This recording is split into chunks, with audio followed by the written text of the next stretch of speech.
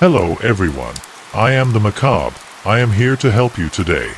I know you use this video to fall asleep, so before that please like the video and subscribe to the channel. Where are you from and what time are you watching now? Sit back and relax. The small town of Ravenswood, nestled deep in the forests of rural Maine, had always been a place of whispered tales and unspoken fears. Havenwood House stood on the outskirts, a decaying monolith of brick and ivy that loomed over the surrounding woods like a forgotten relic of a darker time. Its windows were shattered, its roof sagged under the weight of decades, and its iron gate hung crookedly, creaking in the wind. The locals avoided it, crossing themselves as they passed by, and parents warned their children not to play near its crumbling walls. For Havenwood House was not just an abandoned orphanage, it was a place of tragedy, a cursed ground that had swallowed the lives of countless children. Thomas Grayson arrived in Ravenswood on a cold October afternoon, the sky heavy with clouds that threatened rain. He was a man in his early 40s, with a worn face and tired eyes that spoke of a life marked by failure and regret. His car, an old sedan with peeling paint, rattled as he pulled up to the gate of the orphanage. He stepped out, shoving his hands into the pockets of his faded coat, and stared up at the building. The air felt heavier here, the silence oppressive, as if the woods themselves were holding their breath. Thomas ignored the unease that crept into his chest and pushed open the gate, its hinges screaming in protest. The job had come unexpectedly, a lifeline in a sea of debts and dead ends. A letter from an organization called the Ravenswood Historical Preservation Society had arrived at his doorstep, offering him a position as the caretaker of Havenwood House. It was a strange offer, given the building's infamous history, but Thomas was in no position to refuse. The letter promised a generous salary, free lodging, and the chance to restore a piece of history. What it didn't mention was the chill that ran down his spine the moment he set foot on the property. Inside, the orphanage was a labyrinth of shadows and decay. The floors were littered with debris, broken furniture, torn curtains, and piles of leaves that had blown in through the broken windows. The air smelled of mold and something else, something metallic and faintly sweet that made Thomas's stomach turn. He wandered through the halls, his footsteps echoing eerily, and tried to shake the feeling that he was being watched. The walls were lined with portraits of stern-faced men and women, their eyes following him as he passed. The letter had instructed him to find the caretaker's quarters on the second floor. The stairs groaned under his weight, the wood splintered and cracked, but they held. The hallway upstairs was narrower, the ceiling lower, and the shadows deeper. The doors to the rooms were all closed, their brass handles tarnished and covered in dust. He tried one, but it was locked. Another door opened with a creak, revealing a room filled with empty cribs, their paint chipped and their mattresses stained. The sight made him step back, a shiver running down his spine. Finally, he found the caretaker's quarters at the end of the hall. The door was ajar, and he pushed it open, the hinges squeaking. The room was small but surprisingly intact.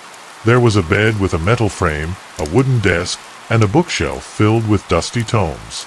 A single window let in a sliver of light, illuminating the layer of dust that covered everything. Thomas set his suitcase down and sat on the bed, the springs creaking beneath him. He ran a hand through his hair and sighed, wondering if he had made a mistake coming here. As the sun set, the shadows in the room grew longer, and the temperature dropped. Thomas lit a kerosene lamp he had found on the desk, its flickering flame casting erratic patterns on the walls. He unpacked his few belongings: clothes, a toothbrush, and a photograph of his late wife, and placed them on the desk. The photograph made him pause, his fingers brushing over the glass. It had been years since her death, but the pain still lingered, a constant ache in his chest. He placed the photograph face down and turned away, unable to look at it anymore. Night fell quickly, and with it came the noises. It started soft, almost imperceptible, a faint scratching at the walls, like mice scurrying in the shadows. Then came the whispers, too faint to make out the words, but unmistakably human. Thomas sat up in bed, his heart pounding, and strained to listen.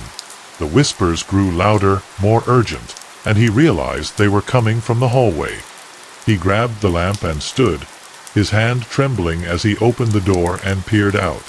The hallway was empty, but the whispers continued, echoing down the corridor as if carried by the wind. Thomas stepped out, the floorboards creaking under his weight, and followed the sound. It led him to the staircase, where the whispers seemed to drift up from the first floor. He descended slowly, the lamp casting long shadows on the walls, and the whispers grew louder with each step. His breath came in short, shallow bursts, and his palms were slick with sweat. On the first floor, the whispers stopped abruptly, replaced by the sound of footsteps, soft, light, like a child running. He turned toward the sound, the lamp's light barely penetrating the darkness, and saw a flicker of movement at the end of the hall. He called out, his voice shaky, but there was no response. The footsteps started again, this time coming from behind him, and he spun around, the lamp swinging wildly. The hallway was empty, but the footsteps continued, circling him, growing louder and closer. Panic set in, and he stumbled back, dropping the lamp. It shattered on the floor, the flame extinguishing and plunging him into darkness. The footsteps stopped, and in the silence, he heard laughter, high-pitched and mocking, the laughter of a child. He turned and ran, his heart pounding as he raced up the stairs and back to his room. He slammed the door shut and leaned against it, his chest heaving and his mind racing. The laughter continued, coming from the other side of the door now, and he pressed his back against it, trying to block it out. He grabbed a chair and wedged it under the doorknob, his hands shaking so badly he could barely hold it. The laughter faded slowly, replaced by the sound of crying, soft, mournful sobs that seemed to come from all around him. He sank to the floor, his head in his hands, and tried to calm his breathing. But the crying didn't stop, and neither did the feeling that he wasn't alone. Morning brought no relief. The sunlight filtered through the grimy windows, casting a pale light on the room, but the atmosphere was still heavy with dread. Thomas sat on the bed, his eyes bloodshot and his face pale. He wanted to leave, to escape this cursed place, but he had nowhere else to go. As he stared at the photograph of his wife, now lying face down on the desk, he wondered if this was his punishment for what, he wasn't sure, but he felt the weight of guilt pressing down on him. Later that day, he found a journal in the desk drawer, its pages yellowed and brittle. It belonged to the last caretaker, a man named James Peterson, and the entries were brief but disturbing. "They won't let me sleep," one entry read. "I hear them every night, crying, laughing, begging for help. They're not real, I tell myself, but they are. They're here, and they won't let me go." The final entry was scrawled in shaky handwriting. "God forgive me. I can't take it anymore." The page ended abruptly, a dark stain blotting out the words. Thomas closed the journal and set it aside, a knot of fear tightening in his stomach. He knew he should leave, that he would be a fool to stay, but he had no choice. He was trapped not by the crumbling walls of Havenwood House, but by his own desperation. As he sat in the caretaker's quarters, the silence pressing in on him, he realized that the orphanage wasn't just a building.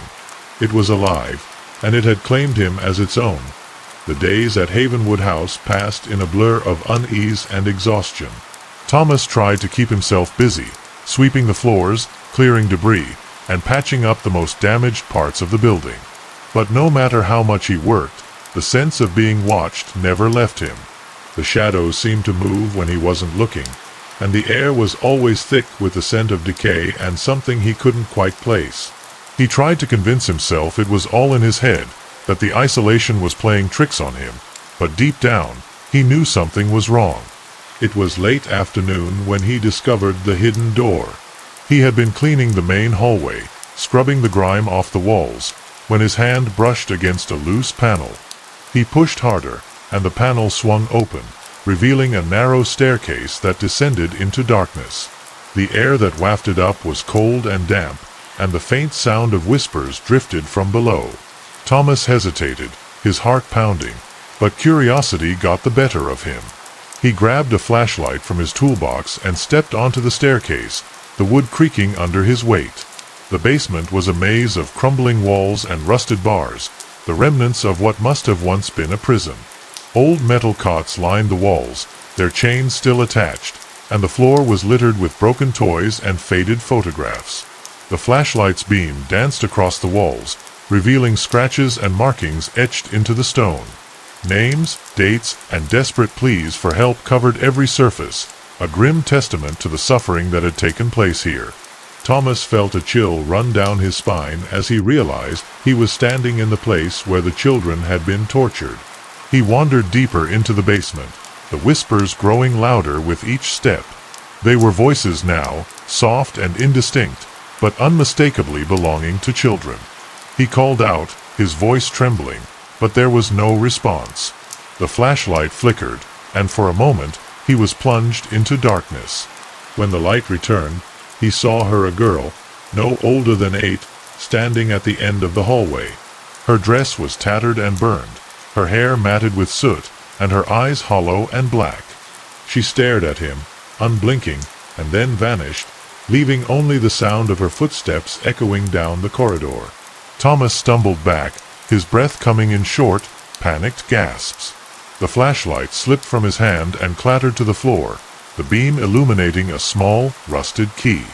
He picked it up, his hands shaking, and noticed it had a tag attached with the name Emma scrawled in faded ink. He didn't know why, but he felt compelled to keep it, slipping it into his pocket as he hurried back up the stairs. The door creaked shut behind him, the whispers fading into silence, but the memory of the girl's hollow eyes stayed with him. That night, the dreams began. He was back in the basement, surrounded by children whose faces were burned and distorted. They reached out to him, their small hands grasping at his clothes, their voices pleading for help.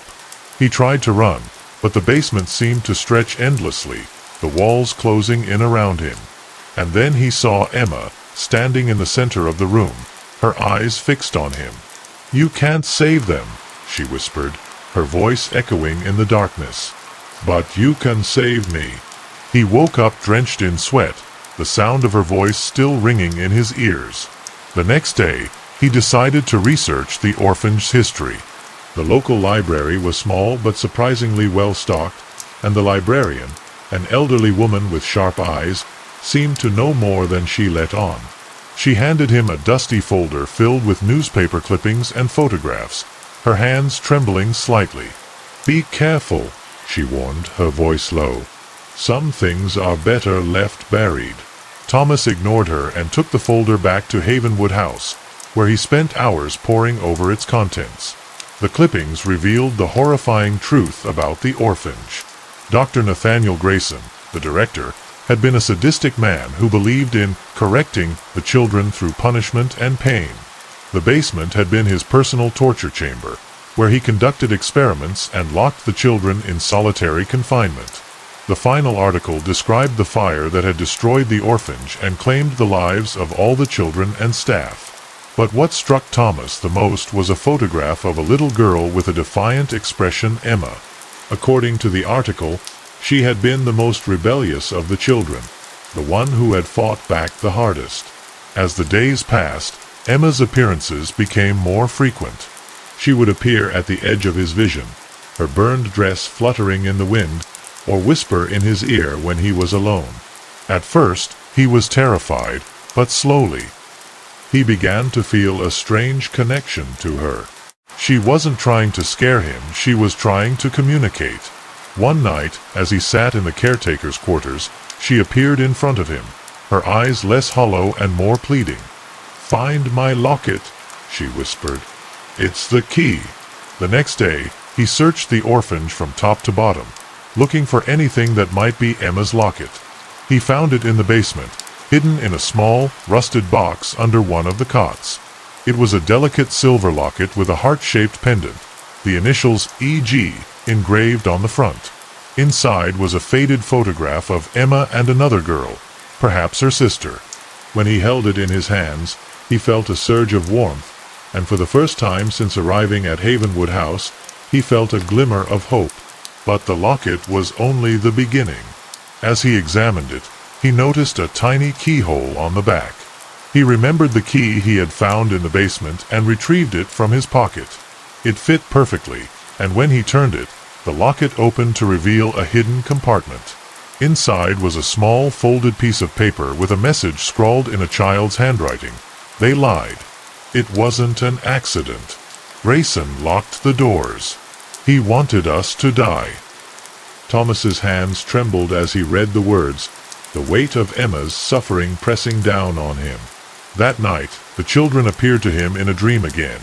But this time they weren't reaching out, they were standing in a circle around him, their eyes filled with sorrow. Emma stood in the center, her locket clutched in her hands. "You know the truth now," she whispered. "But there's more. You have to see it through." When he woke up, he knew what he had to do. He would find the evidence to expose Grayson's crimes, even if it meant facing the horrors of Havenwood House head-on. As the sun rose, casting a pale light over the decaying orphanage, Thomas felt a strange sense of determination. He wasn't just the caretaker anymore, he was a part of this place, connected to the children who had suffered and died here. And he knew that until he uncovered the full truth, he couldn't leave. Havenwood House had claimed him, but this time, he wasn't running. He would face the darkness, no matter the cost. The deeper Thomas delved into the history of Havenwood House, the more he felt its presence closing in around him. The air grew colder, the whispers louder, and the shadows darker. He began to notice patterns, small details that connected the past to the present. The orphanage seemed to come alive at night, its walls creaking as if breathing, its halls filled with phantom footsteps. He knew he was being drawn into something far greater than himself, something that demanded truth and justice. But he also knew it came at a cost. One evening, as he sat at the old wooden desk in the caretaker's quarters, he found himself staring at the newspaper clippings he had collected.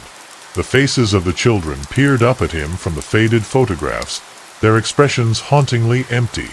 Among them was Emma, her defiant gaze piercing through the yellowed paper. He traced her face with his finger, the weight of her story pressing heavily on his chest.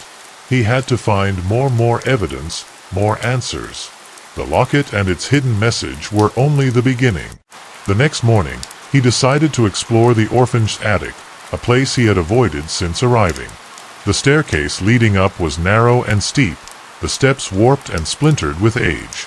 The air grew colder as he climbed, and by the time he reached the top, his breath formed small clouds in front of him. The attic was cluttered with old furniture, broken toys, and piles of dusty boxes. The moonlight streaming through the cracked windows cast eerie shadows across the room. As he searched through the boxes, he found a collection of old journals belonging to Dr. Nathaniel Grayson. The pages were filled with his handwriting, precise yet chilling in its content. The entries detailed the experiments he had conducted on the children, the punishments he devised, and his twisted justification for their suffering. Thomas's hands trembled as he read, his stomach turning at the cruelty described. But one entry stood out, a confession. Grayson had written about the night of the fire, admitting that he had locked the doors to ensure no one escaped. The realization hit Thomas like a punch to the gut. The fire hadn't been an accident, it had been murder. He felt a surge of anger and grief, not just for Emma but for all the children whose lives had been stolen so callously. He set the journal aside, his mind racing. If he could take this evidence to the authorities, Grayson's name would be dragged through the mud, and the children's story would finally be told. But he knew it wouldn't be that simple. The orphanage had its own plans for him. That night, the children appeared again. They were no longer fragmented shadows but fully formed, their faces recognizable from the photographs he had seen. They stood in a semicircle around him, their expressions a mix of sorrow and desperation. Emma stepped forward, her burned dress rustling as she moved. "You have to help us," she whispered, her voice trembling. "We can't rest until the truth is known. Until he pays." Thomas woke up drenched in sweat, the memory of the dream still vivid in his mind. He knew what he had to do. The next day, he began gathering all the evidence he could find: Grayson's journals, the locket, the newspaper clippings, and the key. He planned to take them to the local police station, but as he prepared to leave, the orphanage seemed to resist. The doors slammed shut, the windows rattled, and the whispers turned into screams. He felt the weight of the building pressing down on him, as if warning him not to leave. Desperate, he called out to Emma, begging for her help. To his surprise, she appeared, her form more solid than before. "You can't leave yet," she said, her voice calm but firm. "There's one more thing you need to find. The box. It's in the basement, hidden where no one would think to look. It holds the final piece of proof. Without it, they won't believe you." Reluctantly, Thomas returned to the basement, the place that terrified him most. The air was icy, and the whispers were deafening as he searched for the box Emma had mentioned. He found it hidden beneath a loose floorboard, a small, rusted container that looked as old as the orphanage itself. Inside was a collection of photographs and documents, evidence of Grayson's connections to powerful people in the town, those who had covered up his crimes to protect themselves. As he sifted through the contents, he realized the depth of the corruption that had kept the children's story buried. Grayson hadn't acted alone. He had been protected by those who valued their reputation over the lives of innocent children. Thomas's hands shook with anger as he held the proof, the weight of responsibility settling on his shoulders. He knew he couldn't just take this to the police. He needed a plan, a way to ensure that the truth couldn't be silenced again. That night, the children appeared once more, their faces filled with hope for the first time. Emma stepped forward, her eyes shining with gratitude. "Thank you," she whispered. "Now you have everything you need. But be careful, they will try to stop you. They always do." Before he could respond, the children faded away, leaving him alone in the dark. Thomas spent the next few days preparing. He made copies of all the evidence, hiding them in multiple locations. He wrote a detailed account of everything he had discovered, ensuring that even if he couldn't expose it himself, someone else could. And he made a decision: he would confront the town's leaders, the ones who had protected Grayson and kept the children's story buried. It would be dangerous, but he had come too far to turn back now. The day of the confrontation arrived, and Thomas felt a strange sense of calm. He dressed carefully, packed the evidence into a satchel, and walked out of the orphanage. The air outside was crisp and clear, a stark contrast to the oppressive atmosphere inside Havenwood House. But as he stepped onto the path leading to the town, he felt a tug of pull that seemed to come from the building itself. It wasn't finished with him, not yet. The meeting with the town's leaders was tense. They denied everything at first, but as Thomas presented the evidence, their faces turned pale. They tried to intimidate him, threaten him, but he stood his ground. "The truth is out," he said, his voice steady, "and you can't silence it anymore." But as he left the meeting, he knew the fight wasn't over. They would try to twist the story, discredit him, and protect themselves. But he wouldn't let them win. As he returned to Havenwood House that evening, he felt a sense of accomplishment mingled with dread. He had done what he could, but the orphanage's pull was stronger than ever. The children were waiting for him, their faces filled with both gratitude and sorrow. "You've done so much," Emma whispered. "But there's one last thing. You have to stay. You have to make sure the truth is never buried again." Thomas knew what she meant.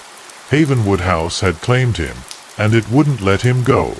Not until the children's story was truly told, and not until those who had wronged them faced justice. He wasn't just the caretaker anymore. He was their voice. And he wouldn't run. The days that followed were a strange blend of determination and despair. Thomas had done what he could to expose the truth, but the town's leaders were relentless in their attempts to discredit him. Whispers spread through Ravenswood, painting him as a liar, a madman, or worse.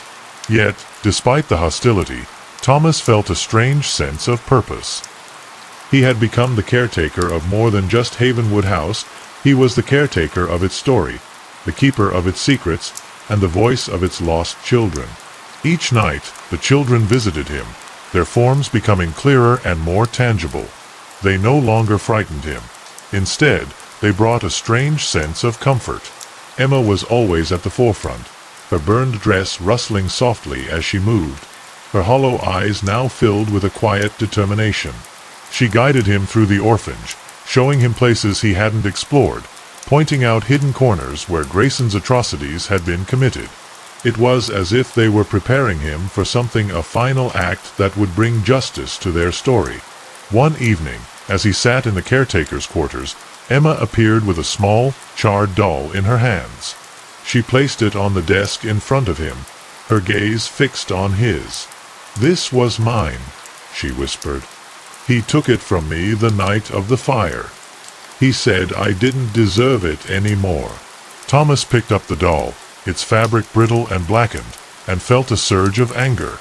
He realized that these children had been robbed of everything of their lives, their dignity, and their innocence, and he was determined to give it back to them.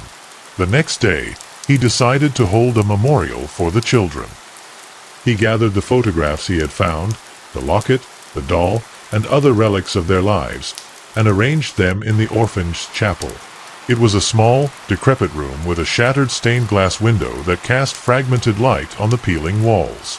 He lit candles, their flickering flames casting long shadows, and sat in silence, waiting for the children to come. When they appeared, they surrounded him, their presence filling the room with a strange warmth.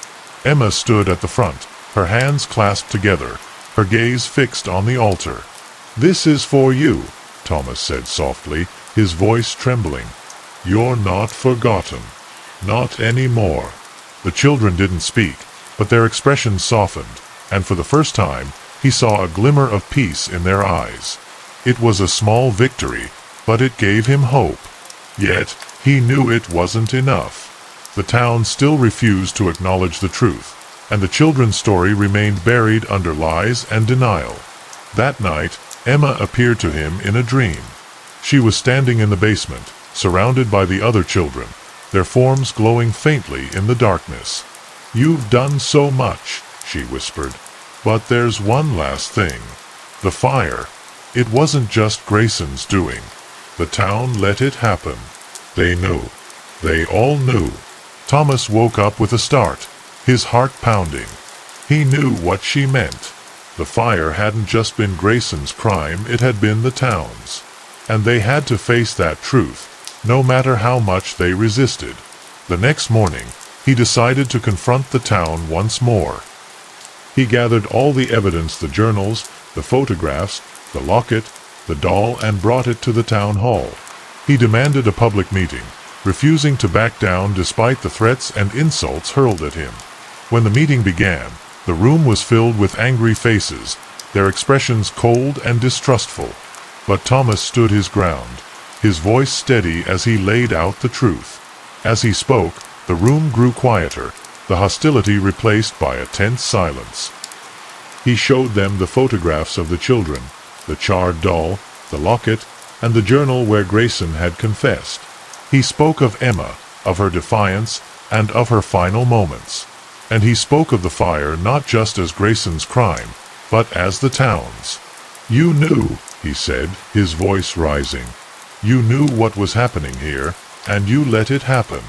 You silenced their voices, but you won't silence them anymore." The room was silent, the weight of his words sinking in. But the resistance was strong. The town's leaders denied everything, their faces red with anger, and the crowd began to mutter, their initial shock turning back into hostility. Thomas felt a pang of despair, wondering if he had come this far only to fail. But then, something extraordinary happened. One by one, people began to step forward, elderly residents who had been children at the time, their faces filled with guilt and sorrow. They admitted to hearing rumors, to seeing things they hadn't wanted to acknowledge. And slowly, the truth began to unravel. By the end of the meeting, the town was divided, some still clinging to denial, others grappling with the weight of their guilt. But Thomas knew he had done all he could. The truth was out, and no one could bury it again. As he walked back to Havenwood House that evening, he felt a strange sense of closure. The children were waiting for him, their forms glowing softly in the moonlight. Emma stepped forward, her gaze filled with gratitude. "Thank you," she whispered. "You gave us our voices back." But there was still one last thing. That night, as Thomas sat in the caretaker's quarters, the orphanage began to change. The walls, once crumbling and decayed, began to repair themselves, the cracked ceiling and the colors returning. The air grew warm, the oppressive atmosphere lifting, and the whispers turned into soft, melodic voices. The children appeared one last time, their faces filled with peace.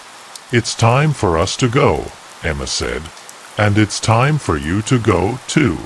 You've done enough." The next morning, Thomas left Havenwood House for the last time. The building stood tall and silent, its walls no longer haunted, its halls no longer filled with whispers. He didn't know what would happen to it now, but he knew the children were finally at rest. As he walked away, he felt a strange mix of sadness and relief. He had given them their voices, but he had also given them peace. And in doing so, he had finally found his own. Havenwood House would always be a part of him, but the ghosts of the past no longer held him captive. They were free, and so was he.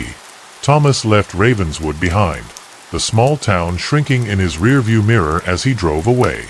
The weight of the past few months still pressed on him, but for the first time in years, he felt a glimmer of hope.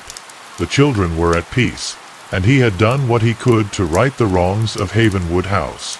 Yet, as the miles stretched on, he couldn't shake the feeling that his journey wasn't truly over. The orphanage had changed him in ways he couldn't yet understand, and the road ahead was uncertain and unknown. He didn't have a destination in mind, just a desire to put as much distance between himself and Ravenswood as possible.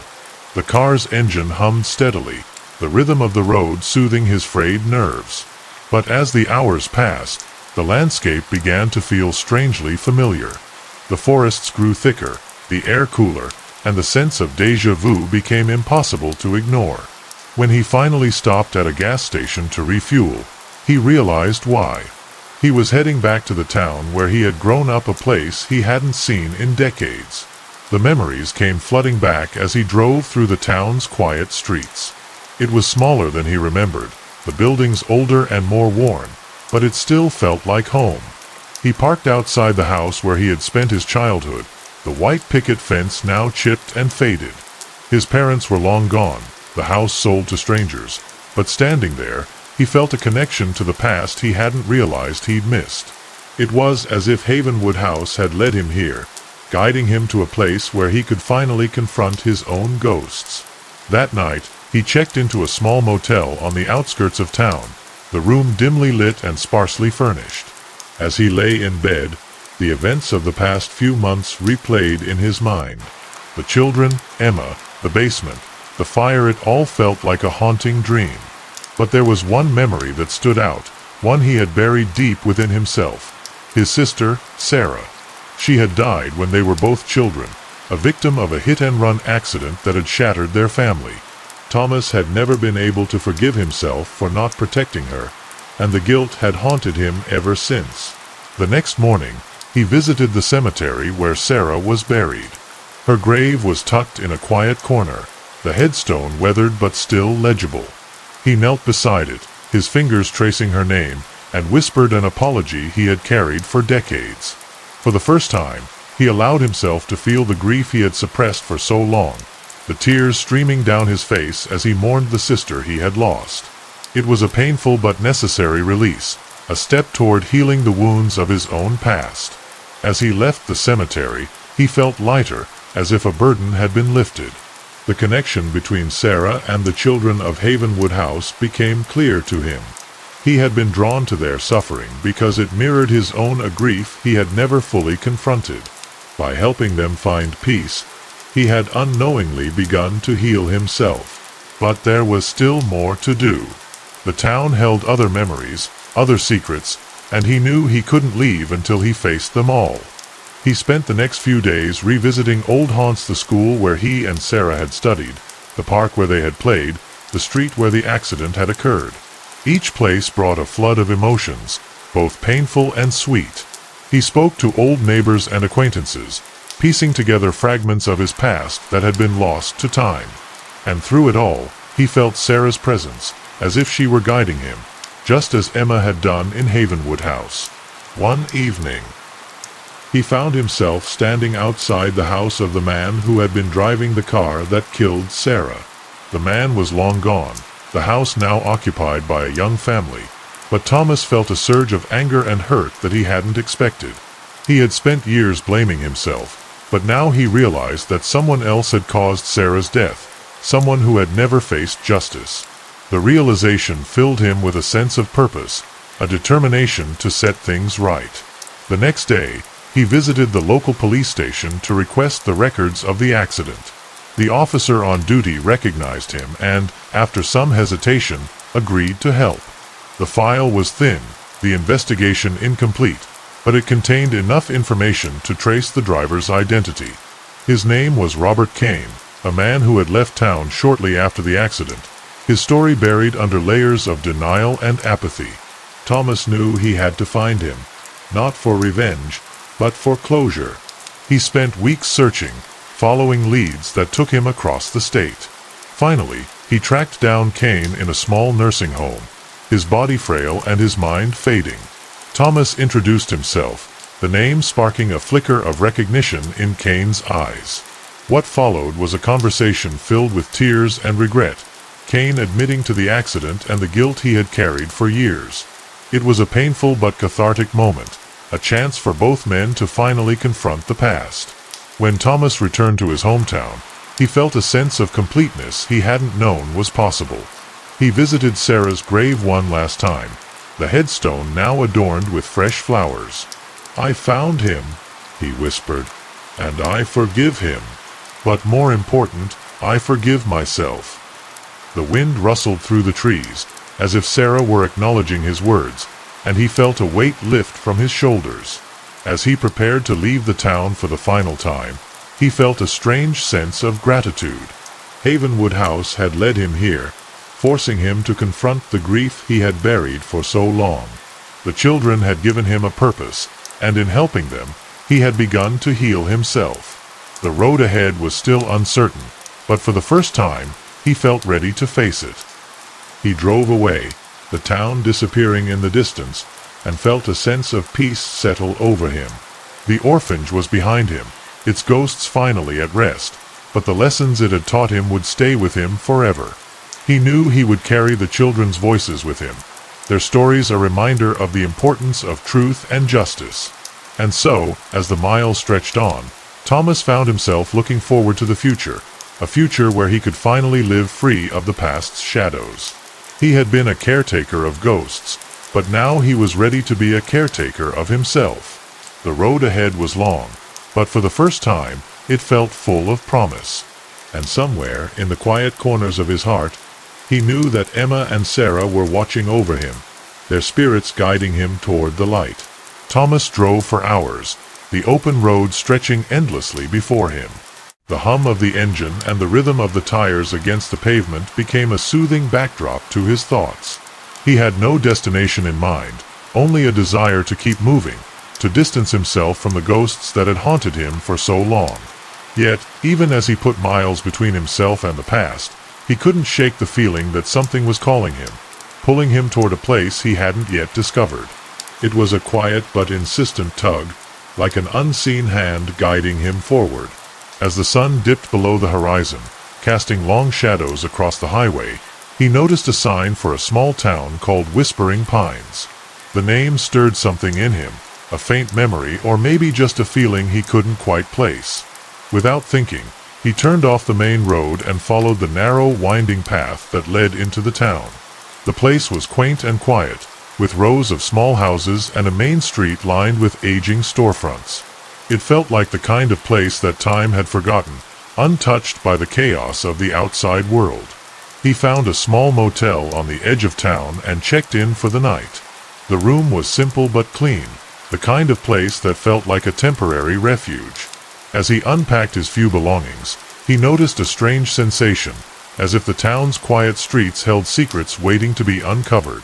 It was a familiar feeling, one he had felt in Ravenswood and Havenwood House, and it made him uneasy but also curious.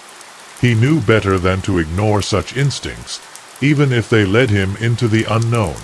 The next morning, he explored the town, wandering its streets and absorbing its atmosphere. The people he passed nodded politely but seemed reserved, their eyes filled with a quiet vigilance. He stopped at a diner for breakfast, the smell of coffee and bacon filling the air, and struck up a conversation with the elderly waitress.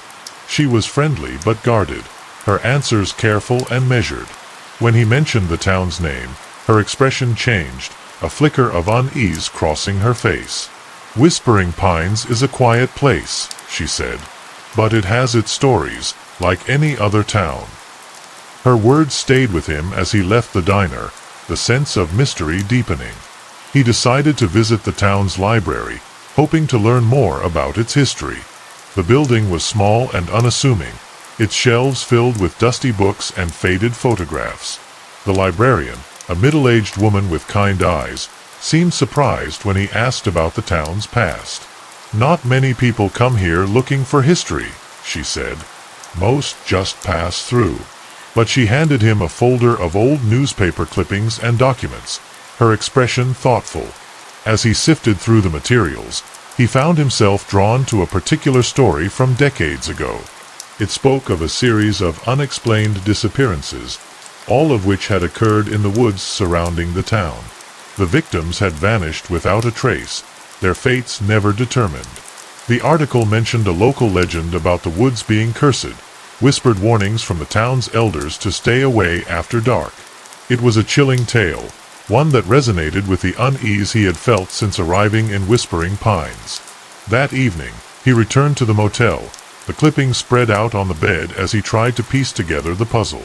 The woods felt like the key to the town's secrets, a place where the past and present intertwined. He knew he had to explore them, even if it meant facing whatever lay hidden within.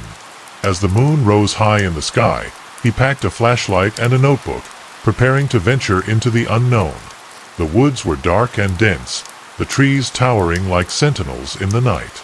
The air was heavy with the scent of pine and earth, the silence broken only by the occasional rustle of leaves. He followed a narrow path, the beam of his flashlight cutting through the darkness, and felt a strange sense of anticipation. The further he went, the stronger the pull became, as if the woods were drawing him in, leading him toward something he couldn't yet see. After what felt like hours, he came across a clearing, its center marked by an old, gnarled tree with twisted roots. The air here was colder, the atmosphere charged with an energy that made his skin prickle. He noticed strange symbols carved into the tree's bark, their meaning unclear but their presence unsettling. As he examined them, he heard a soft whisper, a voice that seemed to come from nowhere and everywhere at once. "You're finally here," it said, the words echoing in the stillness. He turned, his heart pounding, but saw no one. The whisper came again, this time more insistent. "You've been searching for us. We've been waiting." The voice was faint but unmistakable, and it sent a shiver down his spine. He felt a presence behind him and spun around, the beam of his flashlight catching the faint outline of a figure. It was a woman, her form translucent and shimmering, her eyes filled with an ancient sadness. She reached out a hand, her touch cold but gentle, and he felt a surge of recognition. "Who are you?" he asked, his voice trembling. She smiled faintly, her expression both kind and sorrowful. "We are the lost ones," she replied. "The ones who didn't make it out of the woods. And you're the one who can set us free." Her words echoed the plea he had heard from the children of Havenwood House, and he realized that his journey wasn't over.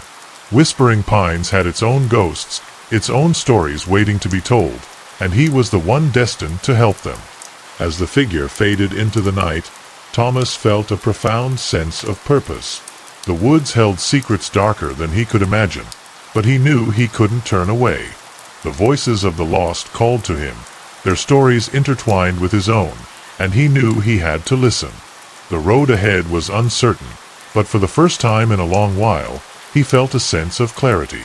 He wasn't just a traveler passing through, he was a seeker of truth, a bridge between the living and the dead. As he walked back to the motel, the woods whispered behind him, their secrets no longer silent. He knew the days ahead would be filled with challenges, but he also knew he wasn't alone. The lost ones were with him, their presence guiding him forward.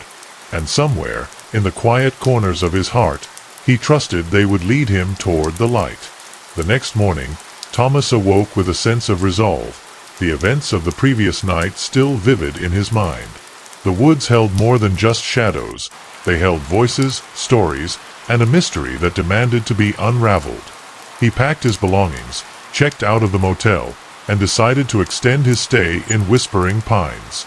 The town, once just a quiet stop on his journey, had become a place where the past and present converged, and he couldn't leave until he understood why. He began by returning to the library, the librarian greeting him with a knowing smile. She seemed to sense his intentions, her eyes filled with a mixture of curiosity and concern. "You've been to the woods, haven't you?" she asked, her voice low. He nodded, and she sighed, pulling out a thick, weathered book from behind the counter. "This might help," she said. Its cover was faded, the title barely legible, Whispers from the Pines, the history of Whispering Pines and its forgotten stories. He thanked her and found a quiet corner to begin his research. The book was a treasure trove of information, filled with tales of the town's founding, its struggles, and its legends. One chapter in particular caught his attention, a detailed account of the disappearances in the woods. According to the author, the woods had been considered sacred by the indigenous people who once lived in the area. They believed it was a place where the veil between worlds was thin, where spirits could cross over. When settlers arrived and disregarded these warnings, tragedy began to unfold.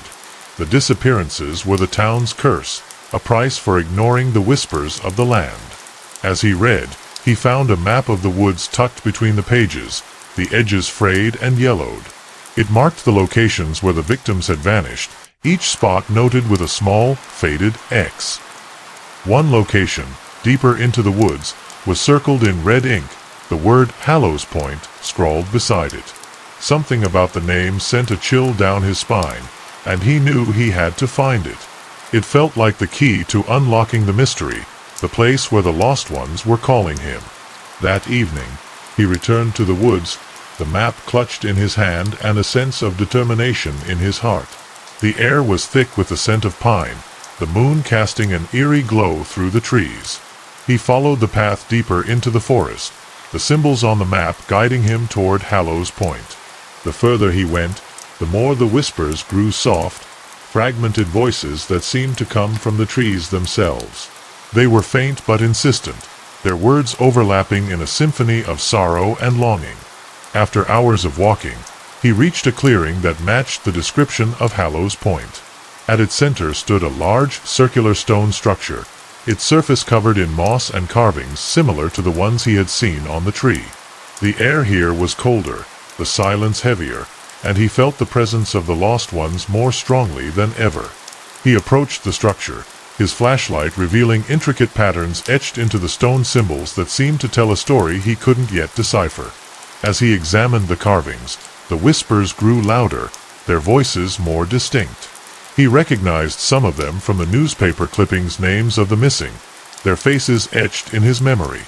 They pleaded with him, their words filled with desperation and hope. "Help us," they whispered. "Set us free." He felt a surge of emotion, a mix of fear and determination, and knew he had to find a way to honor their plea. But how? The answer seemed hidden within the symbols, a riddle waiting to be solved. He spent hours studying the carvings, his mind racing as he tried to piece together their meaning. Some resembled constellations, others ancient runes, and still others figures that seemed to depict people. It was a puzzle, a message left behind by those who had come before, and he was determined to crack it. As the first light of dawn broke through the trees, he noticed something he hadn't seen before, an inscription at the base of the structure, its letters worn but readable. "The key lies in the heart of the woods," it said.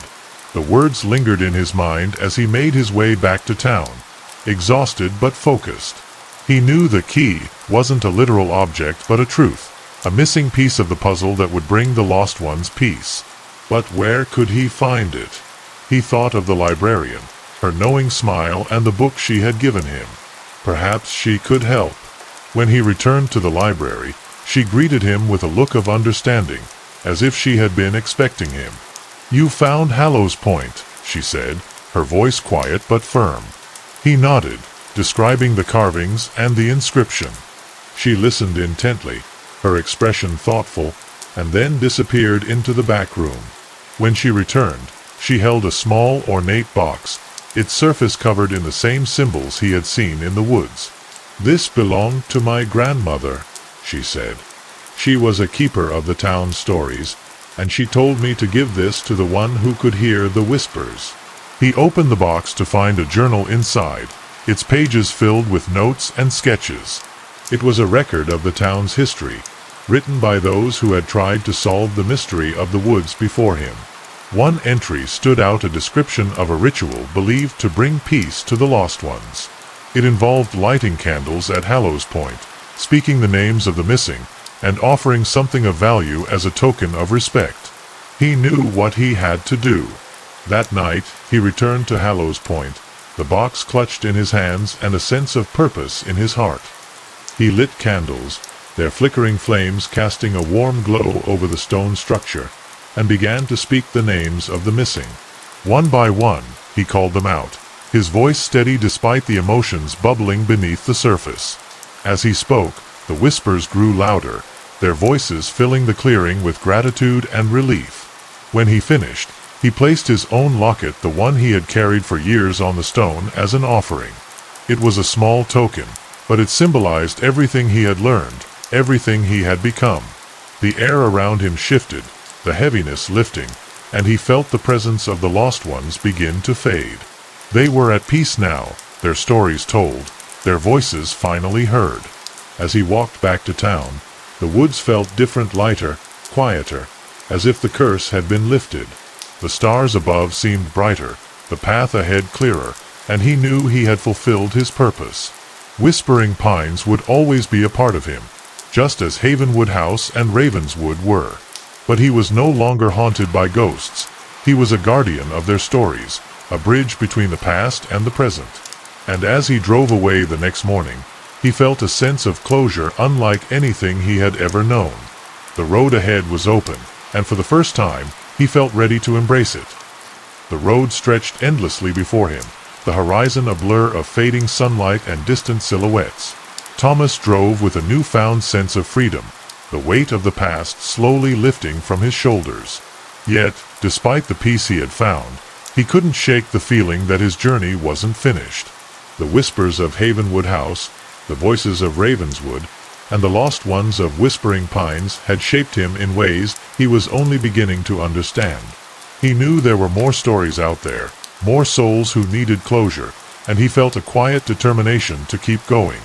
He stopped in small towns along the way, each one offering a glimpse into the lives of its people and the histories they carried. He listened to their tales, some joyful and others filled with sorrow, and felt a connection to the world he had once shut out. It was as if the orphanage had opened a door within him, a door that could never fully close. He was no longer just a caretaker of buildings. He was a seeker of stories, a conduit for the voices of the past. One afternoon, he found himself in a town called Willowbrook, its name evoking images of quiet streams and shaded groves. The town was picturesque, its streets lined with maple trees and its homes adorned with flower boxes. Yet, beneath its charming exterior, he sensed something deeper, a quiet tension, a story untold. He decided to stay, checking into a small bed and breakfast run by an elderly couple who greeted him with warm smiles. They seemed eager for conversation, their eyes lighting up when he mentioned he was passing through. Over dinner, they shared the town's history, their voices tinged with both pride and melancholy. Willowbrook had been founded by settlers seeking refuge, but its early years were marked by hardship and loss. They spoke of a great flood that had devastated the town decades ago, claiming lives and leaving scars that still lingered. The couple's son had been among the victims, a tragedy that had shaped their lives ever since. Thomas listened intently, his heart aching for their pain, and felt that familiar pull, the sense that he had been brought here for a reason. The next morning, he visited the town's memorial park, a quiet space dedicated to those lost in the flood. The names etched into the stone plaques told stories of lives cut short, families torn apart, and a community forever changed. He noticed a small group of people gathered near the edge of the park, their expressions somber. They were holding a candlelight vigil, their voices soft as they recited prayers and shared memories. Thomas joined them, feeling a kinship with their grief and a desire to help in any way he could. After the vigil, he spoke with a woman named Clara, whose daughter had been among the victims. Her eyes were filled with a mixture of sorrow and anger as she recounted that terrible night. "The flood came without warning," she said. "We weren't prepared. We should have been, but we weren't. And now she's gone." Her pain was raw, her words heavy with guilt, and Thomas felt a surge of empathy. He knew grief like this, a grief that lingered long after the world had moved on. Thomas spent the next few days talking to the townspeople, learning their stories and uncovering the deeper layers of Willowbrook's history. He discovered that the flood had not only taken lives, but had also exposed flaws in the town's infrastructure and leadership.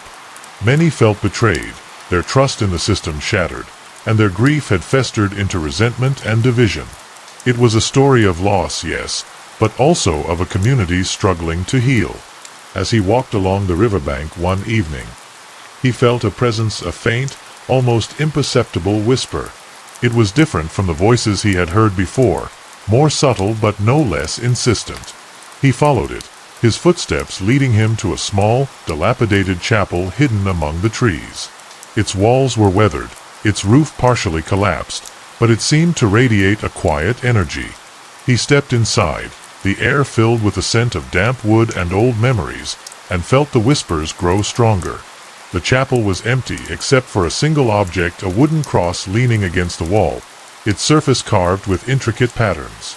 As he approached it, he noticed an inscription at its base, "In memory of those who were lost. May their voices never be silenced." He felt a surge of emotion, a connection to the people of Willowbrook and their pain.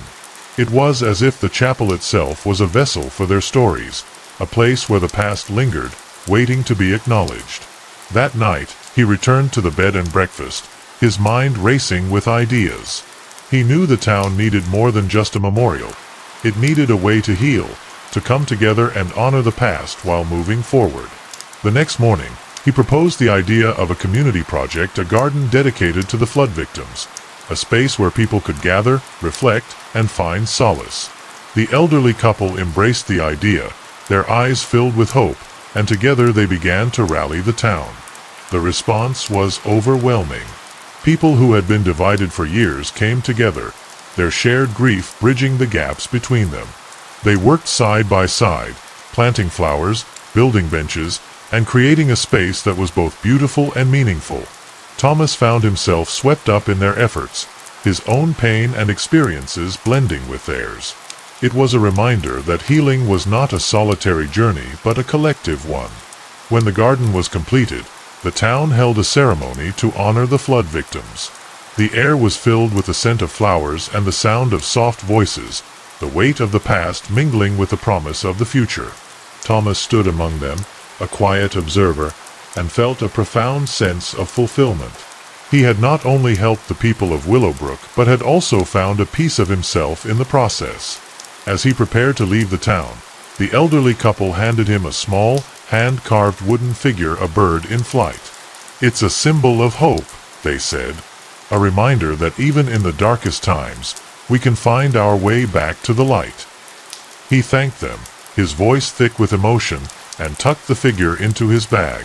It was a token of gratitude, a connection to a place and people who had touched his heart. The road ahead was open, the horizon filled with endless possibilities. Thomas drove away from Willowbrook, the memories of the town and its people etched into his heart. He knew there would always be more stories to uncover, more voices to hear, and more souls to help. But for the first time, he felt a sense of balance, a harmony between the past and the present, the living and the dead. He was no longer just a caretaker of ghosts. He was a guardian of hope, a seeker of light in the darkness. And as the miles stretched on, he knew he was exactly where he was meant to be. The landscape shifted as Thomas drove further north, the roads winding through dense forests and rolling hills. The air grew crisper, the scent of pine and earth filling the car as he moved deeper into unfamiliar territory.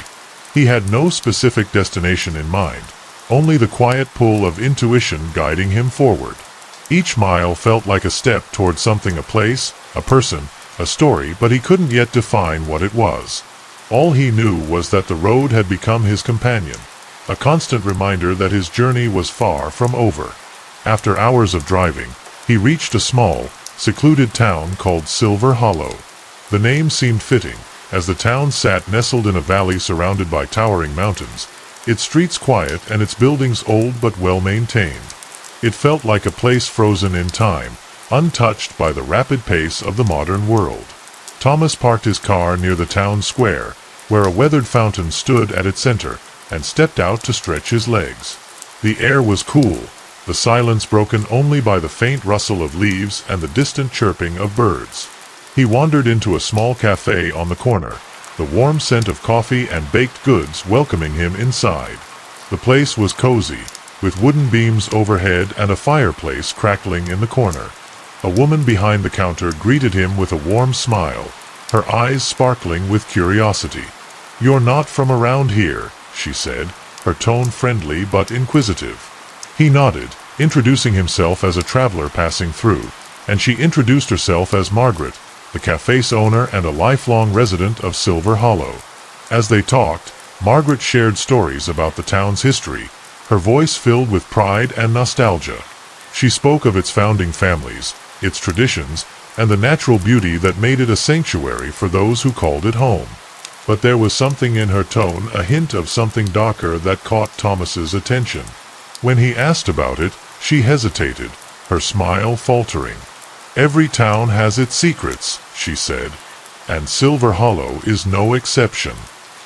Her words lingered in his mind as he sipped his coffee, the warmth of the drink doing little to dispel the unease that had settled in his chest. He decided to stay in the town for a while, curious to uncover the story behind her hesitation.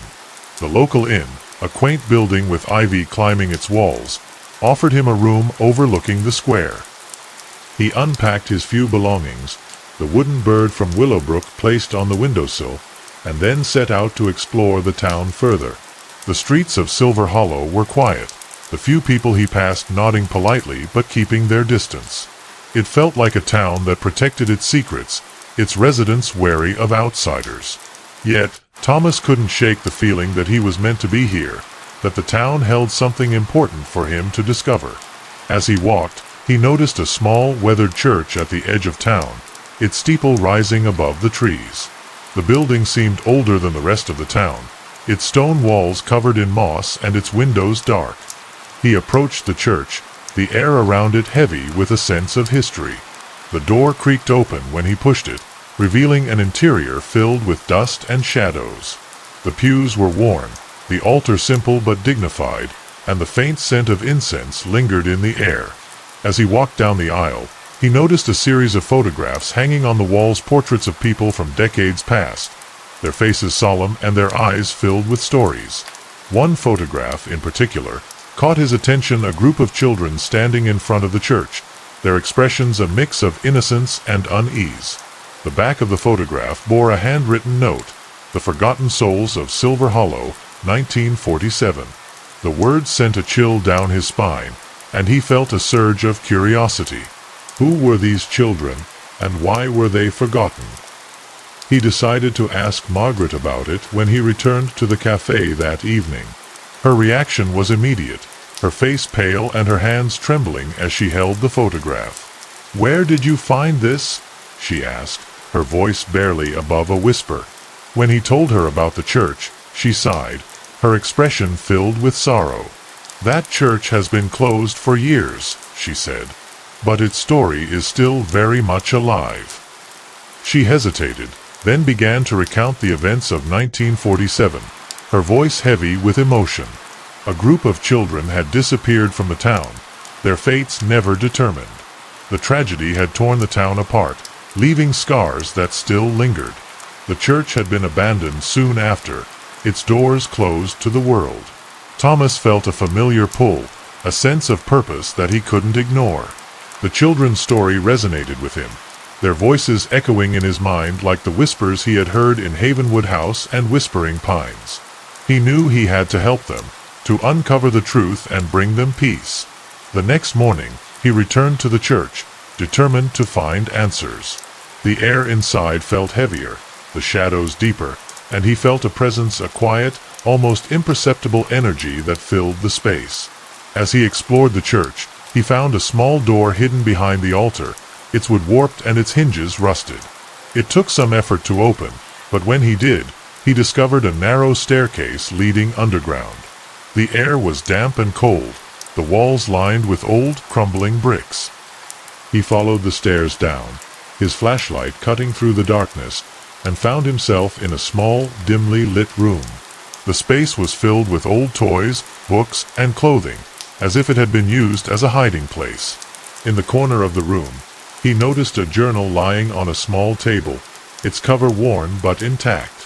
He opened it to find a series of entries written by a woman named Eleanor, the church's caretaker at the time of the children's disappearance. Her words were filled with pain and regret, her handwriting shaky as she recounted the events of that fateful year. She spoke of a man who had come to the town, a stranger who had gained the trust of the children before leading them away. She blamed herself for not protecting them, her guilt consuming her until her death. Thomas felt a surge of emotion, a mix of sorrow and anger, as he read her words. He knew he had to find out who the man was, to uncover the truth behind the children's disappearance. When he returned to the town, he began to investigate, speaking with the older residents who remembered the tragedy. Their accounts were fragmented, their memories faded, but they all pointed to one name: Elias Cray, a drifter who had come to the town and left just as quickly, his motives unknown. The name felt like a piece of the puzzle, a clue that could lead him closer to the truth. He decided to track down Elias's descendants, hoping they could shed light on his actions. After weeks of searching, he found Elias's granddaughter in a nearby town, a woman named Clara who had spent her life grappling with her family's dark history. She was reluctant to speak at first, but when Thomas explained his mission, her walls began to crumble. Clara revealed that Elias had been a troubled man, his life marked by loss and despair. She didn't know what had happened in Silver Hollow, but she believed he had been searching for something: redemption, perhaps, or a way to ease his guilt. "He never spoke of it," she said, her voice trembling, "but I think it haunted him until the end." Her words were a key, unlocking the final piece of the puzzle, and Thomas knew what he had to do.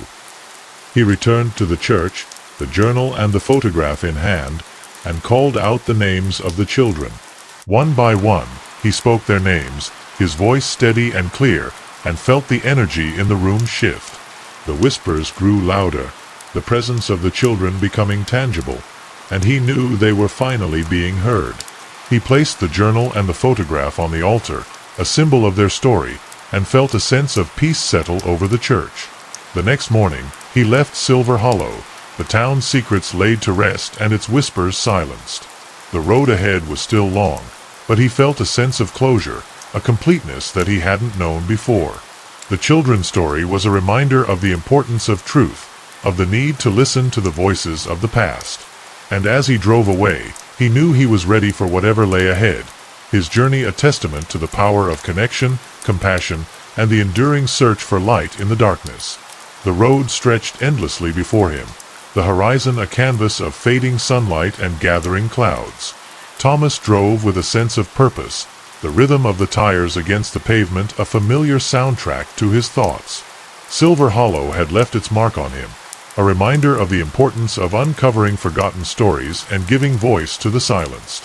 Yet, as the miles passed, he couldn't shake the feeling that something greater loomed ahead, a destination he was being drawn toward, a story that was waiting for him to find it. He trusted his instincts, the same ones that had led him to Whispering Pines and Silver Hollow, and kept driving. After hours on the road, He reached a coastal town called Seabrook, its name evoking images of rolling waves and endless skies. The scent of salt water carried on the breeze, the sound of gulls echoing in the distance. The town was vibrant, its streets lined with colorful shops and bustling with life, a stark contrast to the quiet, isolated places he had visited before. He parked his car near the harbor, where fishing boats bobbed gently on the water, and stepped out to take in the view. The ocean stretched out before him, its surface shimmering under the late afternoon sun, and he felt a sense of awe at its vastness. He found a small inn near the harbor, its exterior painted a cheerful blue and its steps lined with potted flowers. The owner, a friendly woman named Eliza, greeted him with a warm smile and a handshake that felt like an invitation. "Welcome to Seabrook," she said, her voice cheerful. "If you're looking for a place to unwind, you've come to the right spot."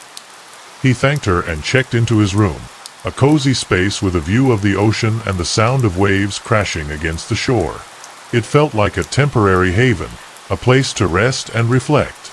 That evening, he ventured into the town, following the scent of fresh seafood to a small restaurant near the harbor.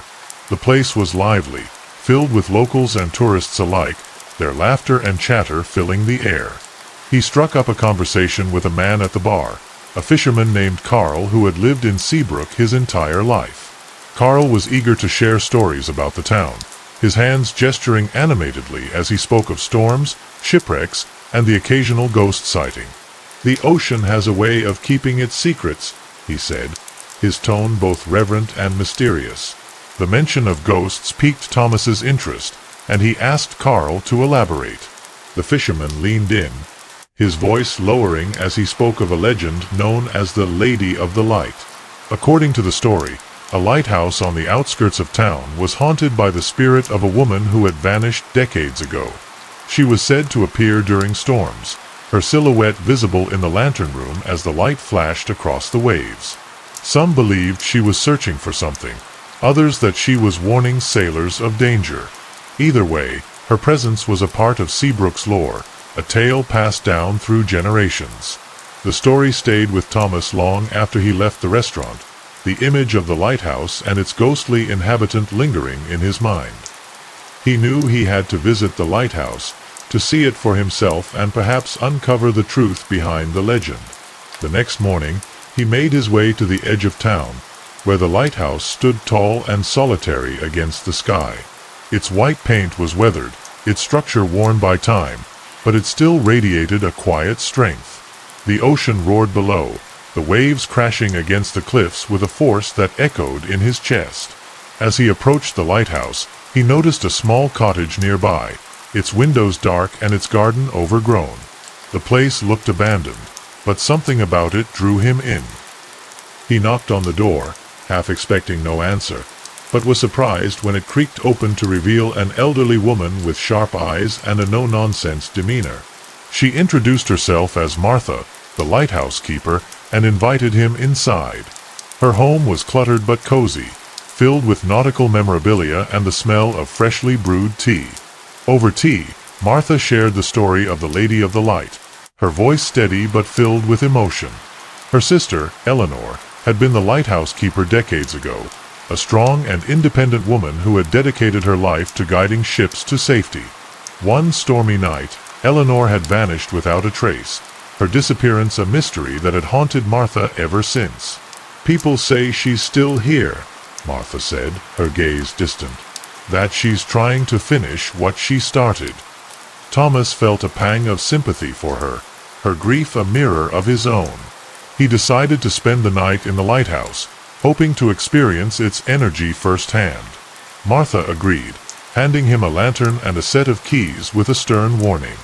"The stairs are steep, and the wind can be fierce," she said. "Be careful." He thanked her and made his way to the lighthouse, the sound of the ocean growing louder with each step. Inside, the air was cool, the spiral staircase illuminated by the flickering lantern. He climbed to the top, the wind howling around him, and stepped into the lantern room. The view was breathtaking, the ocean stretching out in all directions, its surface illuminated by the beam of the lighthouse. As he stood there, He felt a presence, a quiet, almost imperceptible energy that filled the room. The whispers began softly, their voices faint but distinct. "Find me," they said, their words carried on the wind. He felt a surge of emotion, a mix of fear and determination, and knew he had to uncover the truth behind Eleanor's disappearance. The next morning, he returned to Martha's cottage, his mind racing with questions. She seemed to sense his intent and handed him an old journal, its pages yellowed and fragile. "Eleanor's," she said, her voice trembling. "I've never been able to read it. Maybe you can." He took the journal and retreated to the lighthouse, the weight of its pages heavy in his hands. As he read, he discovered Eleanor's story, her struggles, her fears, and the night she disappeared. She had written of a ship in distress, its signal lost in the storm, and her determination to guide it to safety. The journal ended abruptly, its final pages filled with frantic scribbles and fragments of thoughts. She had seen something in the storm, something that had terrified her, but she hadn't had time to write it down. Thomas felt a surge of curiosity, a need to understand what had happened that night. He returned to Martha, explaining what he had found, and together they pieced together the story. Eleanor had gone out into the storm to guide the ship, her lantern in hand, but she had never returned. That evening, Thomas ventured out to the cliffs, the journal and a lantern in hand. The wind was fierce, the ocean roaring below, but he felt a sense of purpose that carried him forward.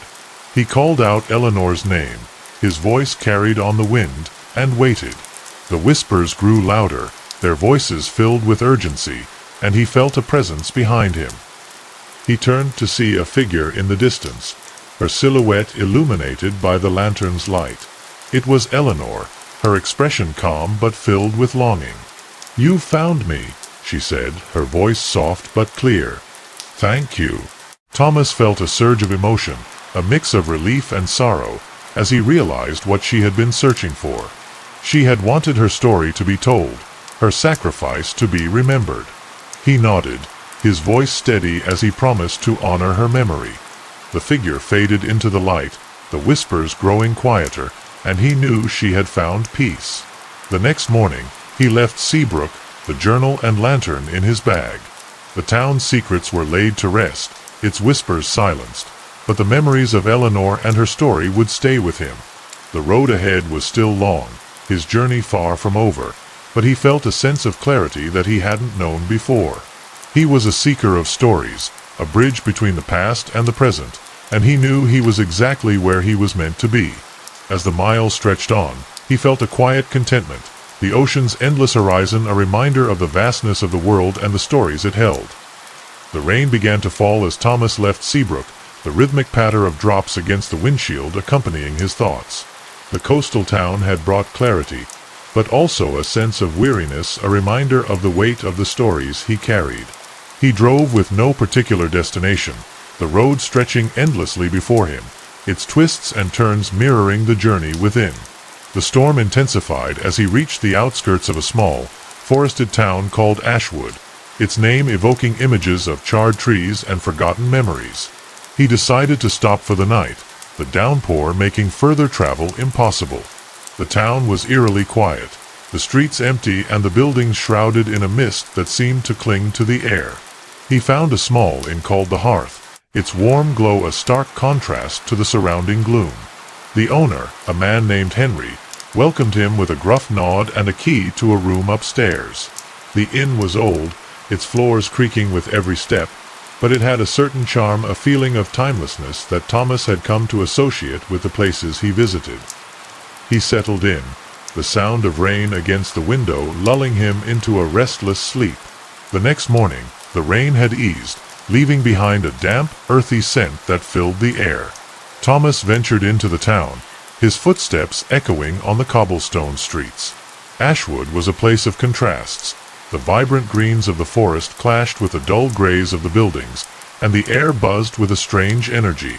The townsfolk were friendly but distant, their smiles never quite reaching their eyes. He sensed a tension in the air, a feeling that something was off balance, and he wondered what secrets the town was hiding. He found a small cafe on the edge of town, its windows fogged from the heat of the kitchen inside. The place was unassuming, but the smell of fresh bread and coffee drew him in. A woman named Clara served him, her movements quick but her expression reserved. When he asked about the town, her response was evasive, her words carefully chosen. "Ashwood has a long history," she said. "Not all of it is pleasant." Her tone was heavy, a warning that lingered in the air long after she walked away. Determined to uncover the truth, Thomas spent the next few days exploring the town and its surrounding forest. The woods were dense, the trees towering and ancient, their roots twisted and gnarled. He found an old trail that led deeper into the forest, its path overgrown but still visible. As he walked, he noticed strange markings on the trees, runes carved into the bark, their meanings unknown but their presence unsettling. The forest seemed alive, its whispers growing louder the further he ventured. One afternoon, he stumbled upon a clearing where a small cabin stood, its roof caved in and its walls weathered. The place looked abandoned, but something about it drew him in. Inside, he found remnants of a life interrupted, a table set with dishes, a bed made with care, and a journal lying open on a desk. The entries were written by a man named Elias, a hermit who had lived in the cabin decades ago. His words were filled with madness and sorrow, his descent into isolation chronicled in trembling handwriting. As Thomas read, he discovered that Elias had been blamed for a series of tragedies that had struck Ashwood: fires, disappearances, and strange occurrences that the townsfolk could not explain. Elias had denied any involvement, but his eccentric behavior had made him an easy target. The final entry was haunting. "They will come for me tonight. I am innocent, but they will not listen. My only hope is to leave this behind." The words were a plea, a desperate attempt to be heard, and Thomas felt a surge of empathy for the man. He returned to the town with the journal, determined to clear Elias's name and uncover the truth. The townsfolk were skeptical, their mistrust evident in their narrowed eyes and folded arms. But Thomas persisted, his determination unwavering. He began investigating the tragedies, piecing together the events of the past. He discovered that the fires had been started by natural causes, the disappearances linked to a nearby river that had claimed many lives over the years. The strange occurrences, however, remained a mystery. One evening, as the sun dipped below the horizon, he ventured back into the forest, drawn by an inexplicable pull. The whispers grew louder, their voices urgent and filled with emotion. He followed them to the edge of a cliff, where he found a small cave hidden behind a curtain of vines. Inside, he discovered a shrine made of stones, its center illuminated by a single beam of moonlight. The air was thick with energy, a presence that made his heart race. As he stepped closer, he saw a figure standing in the shadows, a woman with long, flowing hair and a serene expression. She introduced herself as Layla, a guardian of the forest and one of the last descendants of an ancient tribe that had once lived in the area. She revealed that her people had been driven away by fear and misunderstanding, their knowledge of the land twisted into superstition. The tragedies that had struck Ashwood were the land's way of reclaiming what had been lost, and Elias had been a victim of the town's ignorance. Layla's words struck a chord in Thomas, her story a reminder of the importance of understanding and compassion. He vowed to share her message with the townsfolk, to help them see the forest not as a threat but as a living, breathing entity. The next morning, he gathered the townspeople in the square, the journal in hand and Layla's words fresh in his mind. He spoke of Elias's innocence, of the land's pain, and of the need to coexist with the forest rather than fear it. At first, the crowd was skeptical, their murmurs filled with doubt. But as Thomas continued, their expressions softened, their defenses crumbling. By the end of his speech, the air was thick with emotion, the weight of their shared history hanging over them. Henry, the innkeeper, stepped forward, his voice steady but filled with regret. "We've been wrong," he said, "and it's time we made it right." The words were a turning point, a moment of unity that felt like a breath of fresh air. Over the next few days, the town began to change. The runes on the trees were respected, their meaning studied rather than feared. A memorial was erected for Elias, his story finally given the justice it deserved. The forest, once seen as a place of danger, became a sanctuary, its whispers now a source of comfort rather than unease. Thomas felt a sense of fulfillment, a deep understanding of the impact he was making, and he knew he was exactly where he was meant to be. As he prepared to leave Ashwood, Layla appeared to him one last time, her figure bathed in the golden light of the setting sun. "You have brought balance," she said, "but there are more stories waiting to be heard." Her words were a reminder that his journey was far from over, that the road ahead was long and filled with unknown challenges. He nodded, his heart full but his spirit unyielding, and stepped into the car. The road stretched endlessly before him, the horizon a blend of colors as the sun dipped below the trees. He drove with a sense of purpose, the lessons of Ashwood fresh in his mind. The whispers of the forest faded into the distance, but the echoes of the stories he had uncovered remained a reminder of the power of truth, understanding, and the enduring connection between people and the land they called home. The journey continued, and Thomas was ready for whatever came next. The road took Thomas south, the landscape gradually shifting from dense forests to sprawling plains, the sky stretching wide and endless above him. He drove for hours, the hum of the engine a steady companion, until he reached a small town called Ravenswood. Nestled between rolling hills and a winding river, Ravenswood had the look of a place frozen in time, its buildings weathered but sturdy, its streets quiet but inviting. Something about the town felt familiar, as if he had been here before in a dream, or perhaps in a story he had yet to uncover. He parked his car near the town square, where a weathered clock tower stood as the centerpiece. The air was crisp, the scent of freshly baked bread wafting from a nearby bakery. The town seemed peaceful, but Thomas had learned to look deeper, to listen for the whispers that often lay beneath the surface. He found a small inn called the River's Edge, its sign swaying gently in the breeze. The owner, a kind-faced older woman named Margaret, greeted him warmly and showed him to his room, which overlooked the river. The view was serene, the water glistening in the afternoon sun. After settling in, Thomas decided to explore the town. The streets were lined with quaint shops and modest homes, but there was an undercurrent of something he couldn't quite place, a quiet tension, as if the town was holding its breath. He noticed the way the townsfolk glanced at him, their eyes lingering a moment too long, their smiles polite but guarded. When he stopped at the local diner for a meal, the waitress, a young woman named Sarah, seemed particularly nervous, her hands trembling as she handed him the menu. He asked her about the town, but she offered little, her answers short and evasive. That evening, he sat by the river, the sound of the water calming his restless thoughts. As the sun dipped below the horizon, he noticed a flicker of light in the distance, a small house perched on a hill, its windows glowing softly. Something about it drew him in, and he decided to investigate.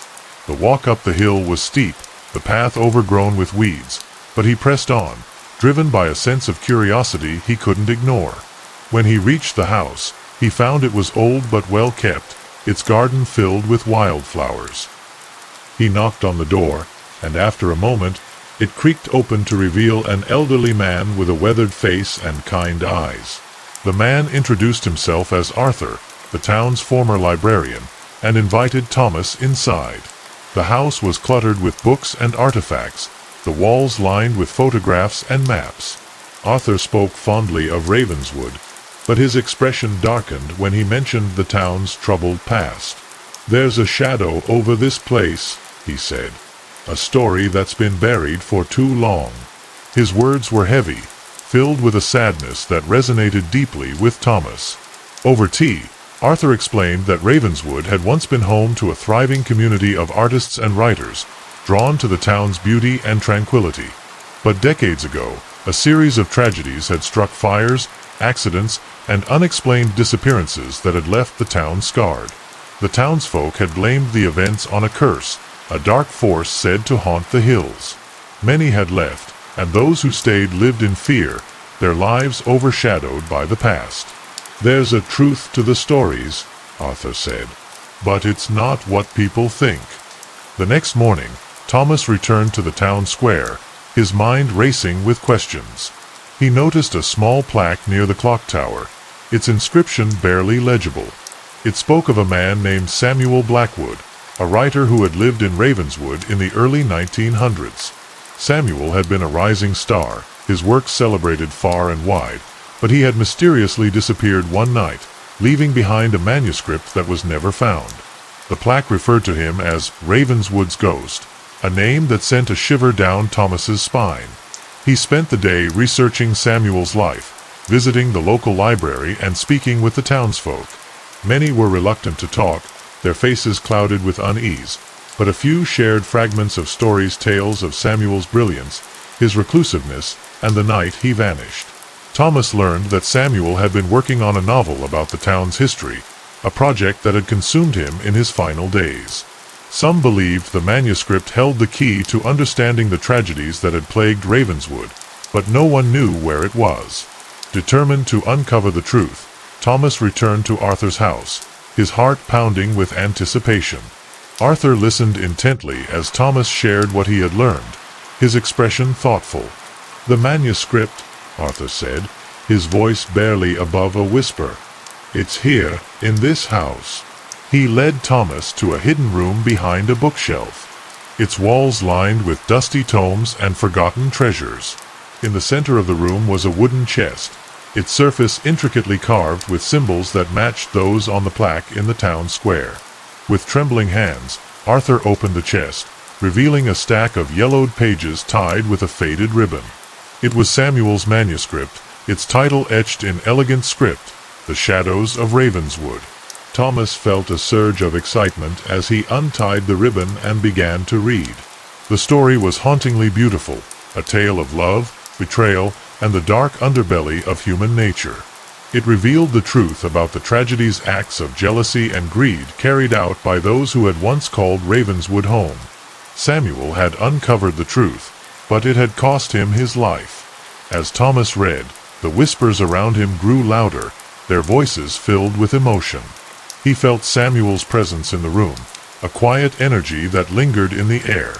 The manuscript was more than just a story, it was a confession, a plea for justice, and a reminder of the power of truth. Thomas knew what he had to do.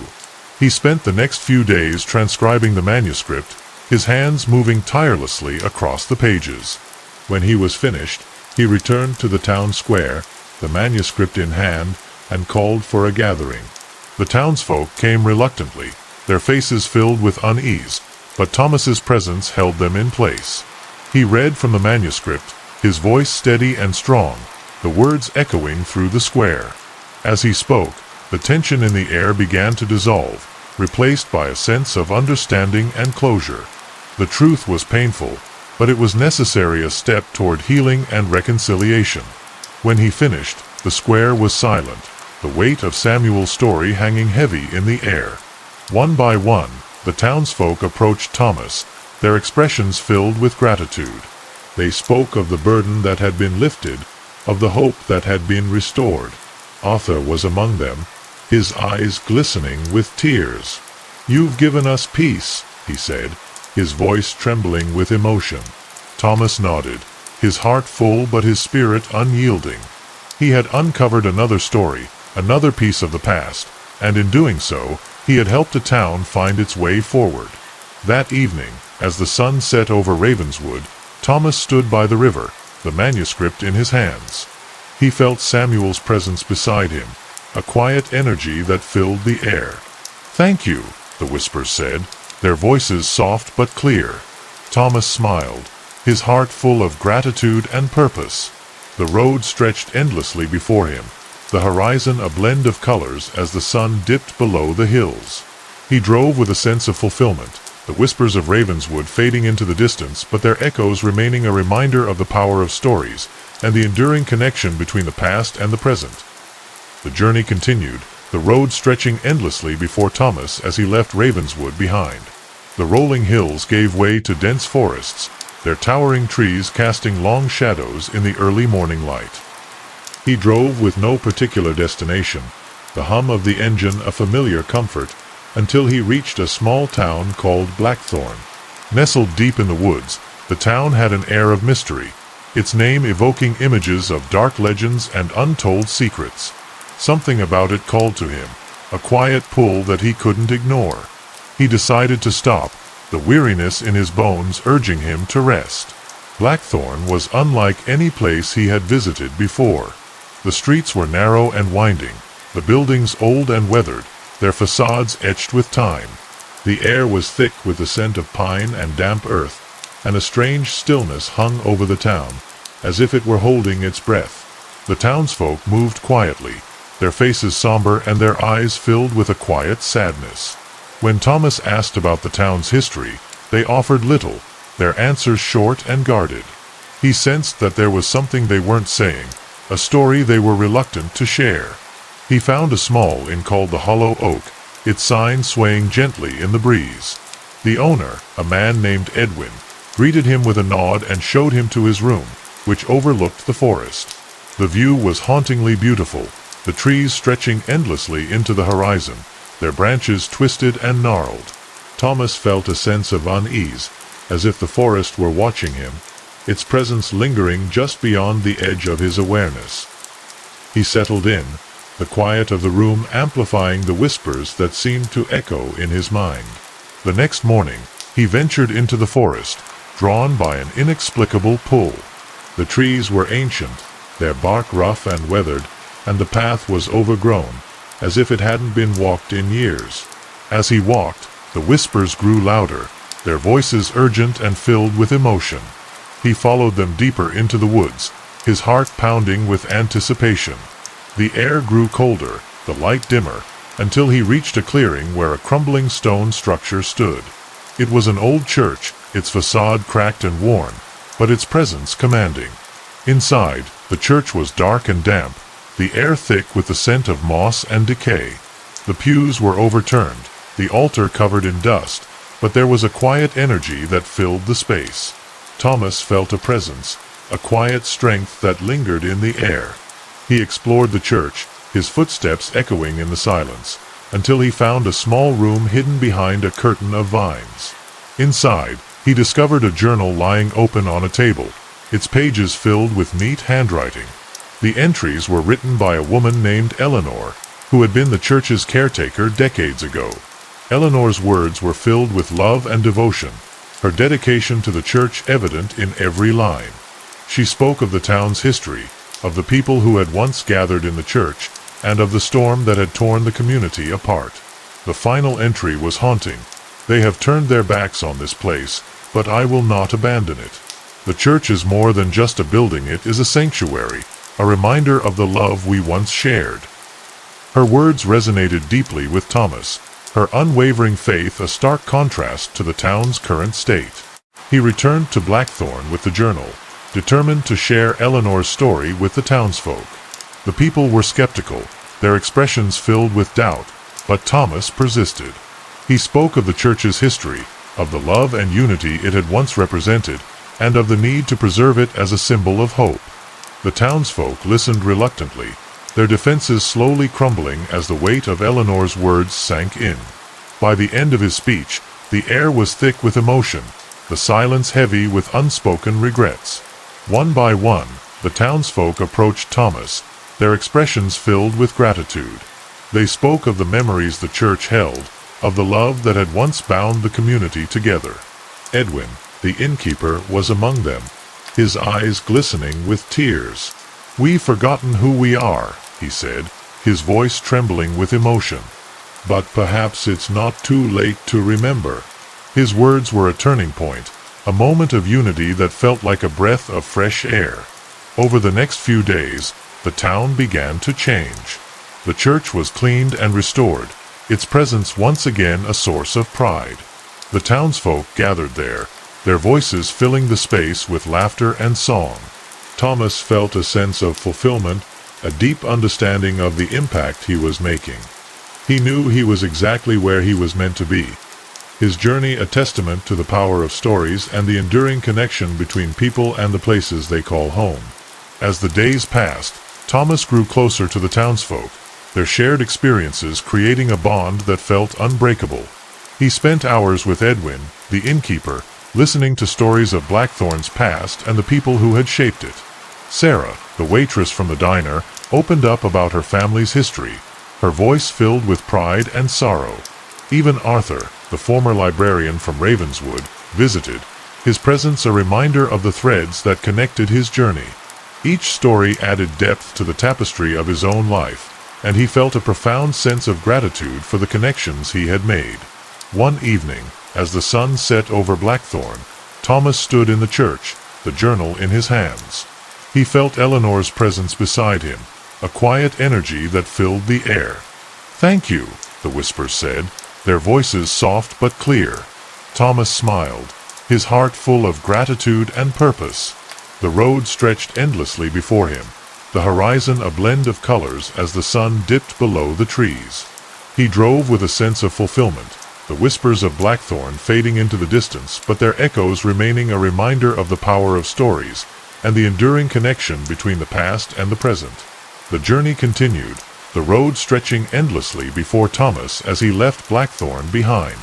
The dense forests gave way to open plains, the sky stretching wide and endless above him. He drove with no particular destination, the hum of the engine a familiar comfort, until he reached a small town called Meadowbrook. Nestled in a valley surrounded by rolling hills, the town had an air of tranquility, its name evoking images of peace and simplicity. Something about it called to him, a quiet pull that he couldn't ignore. He decided to stop, the weariness in his bones urging him to rest. Meadowbrook welcomed Thomas with open arms, its quaint streets and charming cottages a stark contrast to the shadowed places he had left behind. The town felt like a haven, its air filled with the scent of wildflowers and freshly cut grass. He found a small inn called the Golden Fern, its sign adorned with delicate carvings of leaves and vines. The owner, a woman named Clara, greeted him warmly and showed him to his room, which overlooked a lush garden. The view was serene, the flowers blooming in vibrant colors, and Thomas felt a sense of peace he hadn't experienced in a long time. He spent the next few days exploring Meadowbrook, its slow pace and friendly residents a welcome change. The townsfolk were warm and welcoming, their smiles genuine and their laughter infectious. Yet, beneath the surface, Thomas sensed something hidden, a quiet tension that seemed to linger in the air. When he asked Clara about it, her smile faltered for a moment before she assured him that all was well. But Thomas couldn't shake the feeling that there was more to Meadowbrook than met the eye, a story waiting to be uncovered. One evening, as he wandered through the town square, he noticed a small crowd gathered near the fountain. They were whispering among themselves, their expressions filled with concern. Curious, Thomas approached and asked what was happening. An elderly man named Harold explained that a young girl named Lily had gone missing from the town's orphanage. The townsfolk had searched for days, but there had been no sign of her. The incident had shaken the community, their sense of peace shattered by the sudden loss. Thomas offered his help, determined to find the girl and uncover the truth. He visited the orphanage, a modest building on the edge of town, where the caretaker, a woman named Grace, welcomed him with tear-filled eyes. She spoke of Lily's vibrant spirit and her love for the forest, often venturing into the woods to explore. Grace's voice broke as she described the last time she had seen Lily, her words filled with guilt and sorrow. Thomas promised to do everything he could to bring her home, his resolve unwavering. He spent the next morning searching the woods, the dense trees casting long shadows in the pale light. The forest was alive with whispers, their voices guiding him deeper into the wilderness. He followed a narrow path, his heart pounding as he called out Lily's name. The air grew colder, the light dimmer, until he reached a small clearing where a makeshift shelter stood. Inside, he found Lily, curled up and shivering but unharmed. Relief washed over him as he knelt beside her, his voice gentle as he assured her she was safe. Lily explained that she had been drawn into the forest by a voice, its sound soft and comforting.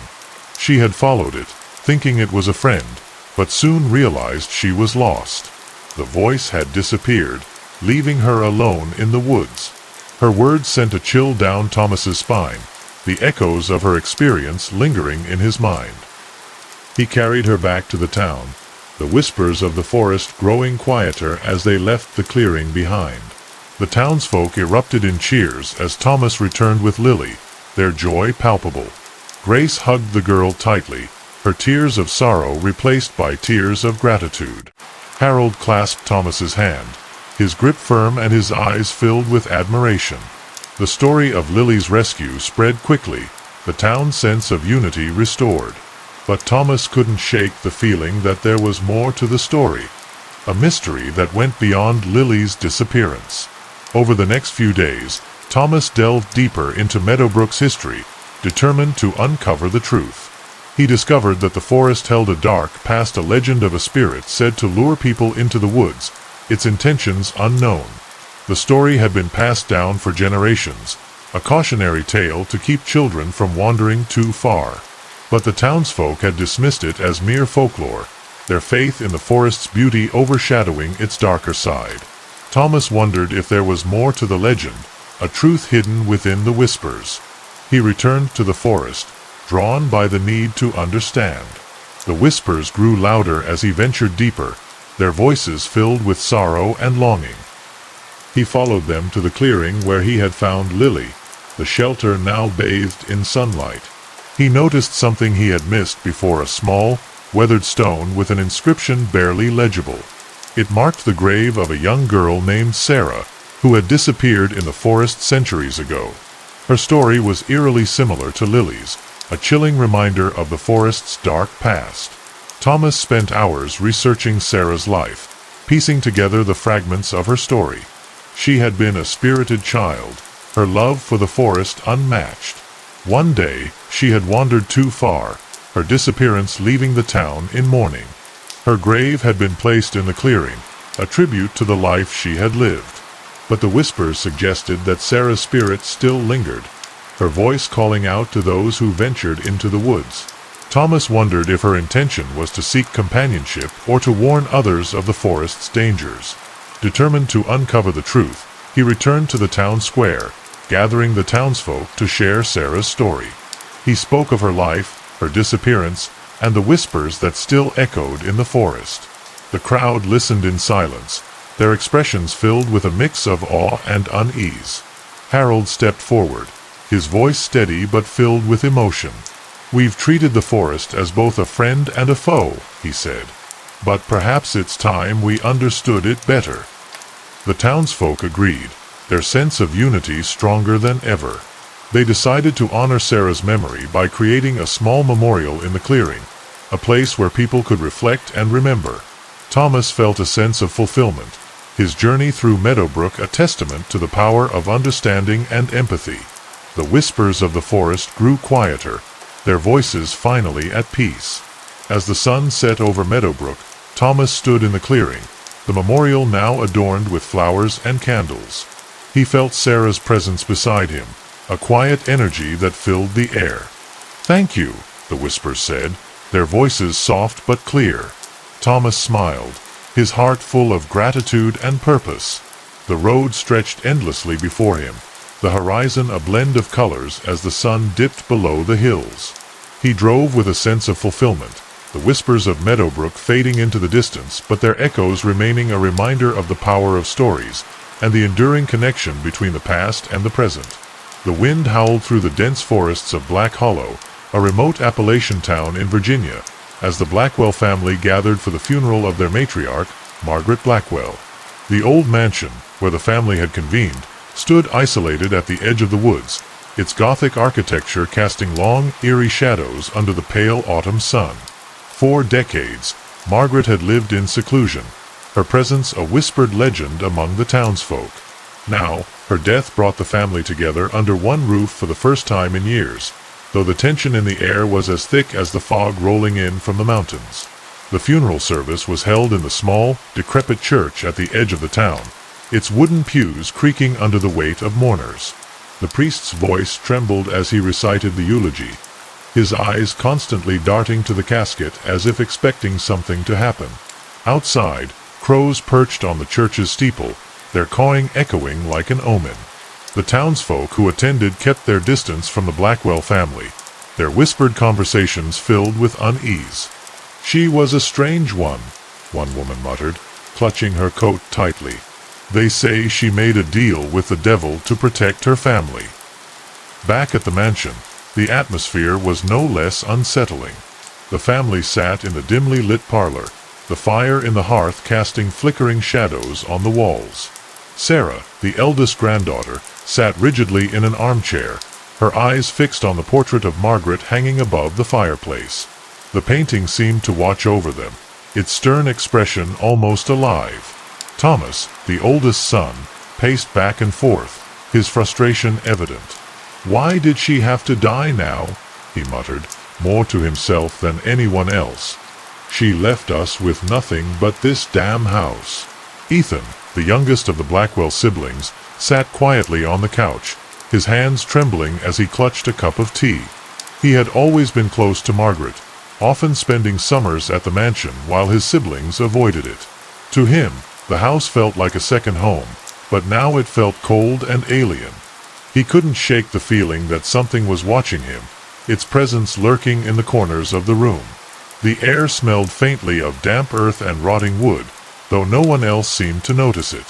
As night fell, the family retired to their respective rooms, but sleep did not come easily. The old mansion groaned and creaked, its wooden beams shifting as if alive. Sarah lay awake, her mind racing with thoughts of the funeral and the strange behavior of the townsfolk. She couldn't shake the feeling that her grandmother's death was only the beginning of something far darker. In the distance, a wolf howled, its mournful cry echoing through the valley. Ethan, unable to sleep, decided to explore the house. He wandered through the halls, his footsteps muffled by the thick carpet. The portraits of the Blackwell ancestors lined the walls, their eyes seeming to follow him as he passed. He paused at the door to Margaret's bedroom, hesitating before pushing it open. The room was exactly as she had left it, the air heavy with the scent of lavender and something metallic. On her desk lay a stack of letters tied with a black ribbon, their edges yellowed with age. As Ethan picked up the letters, a cold breeze swept through the room, extinguishing the candles on the desk. He froze, his heart pounding in his chest.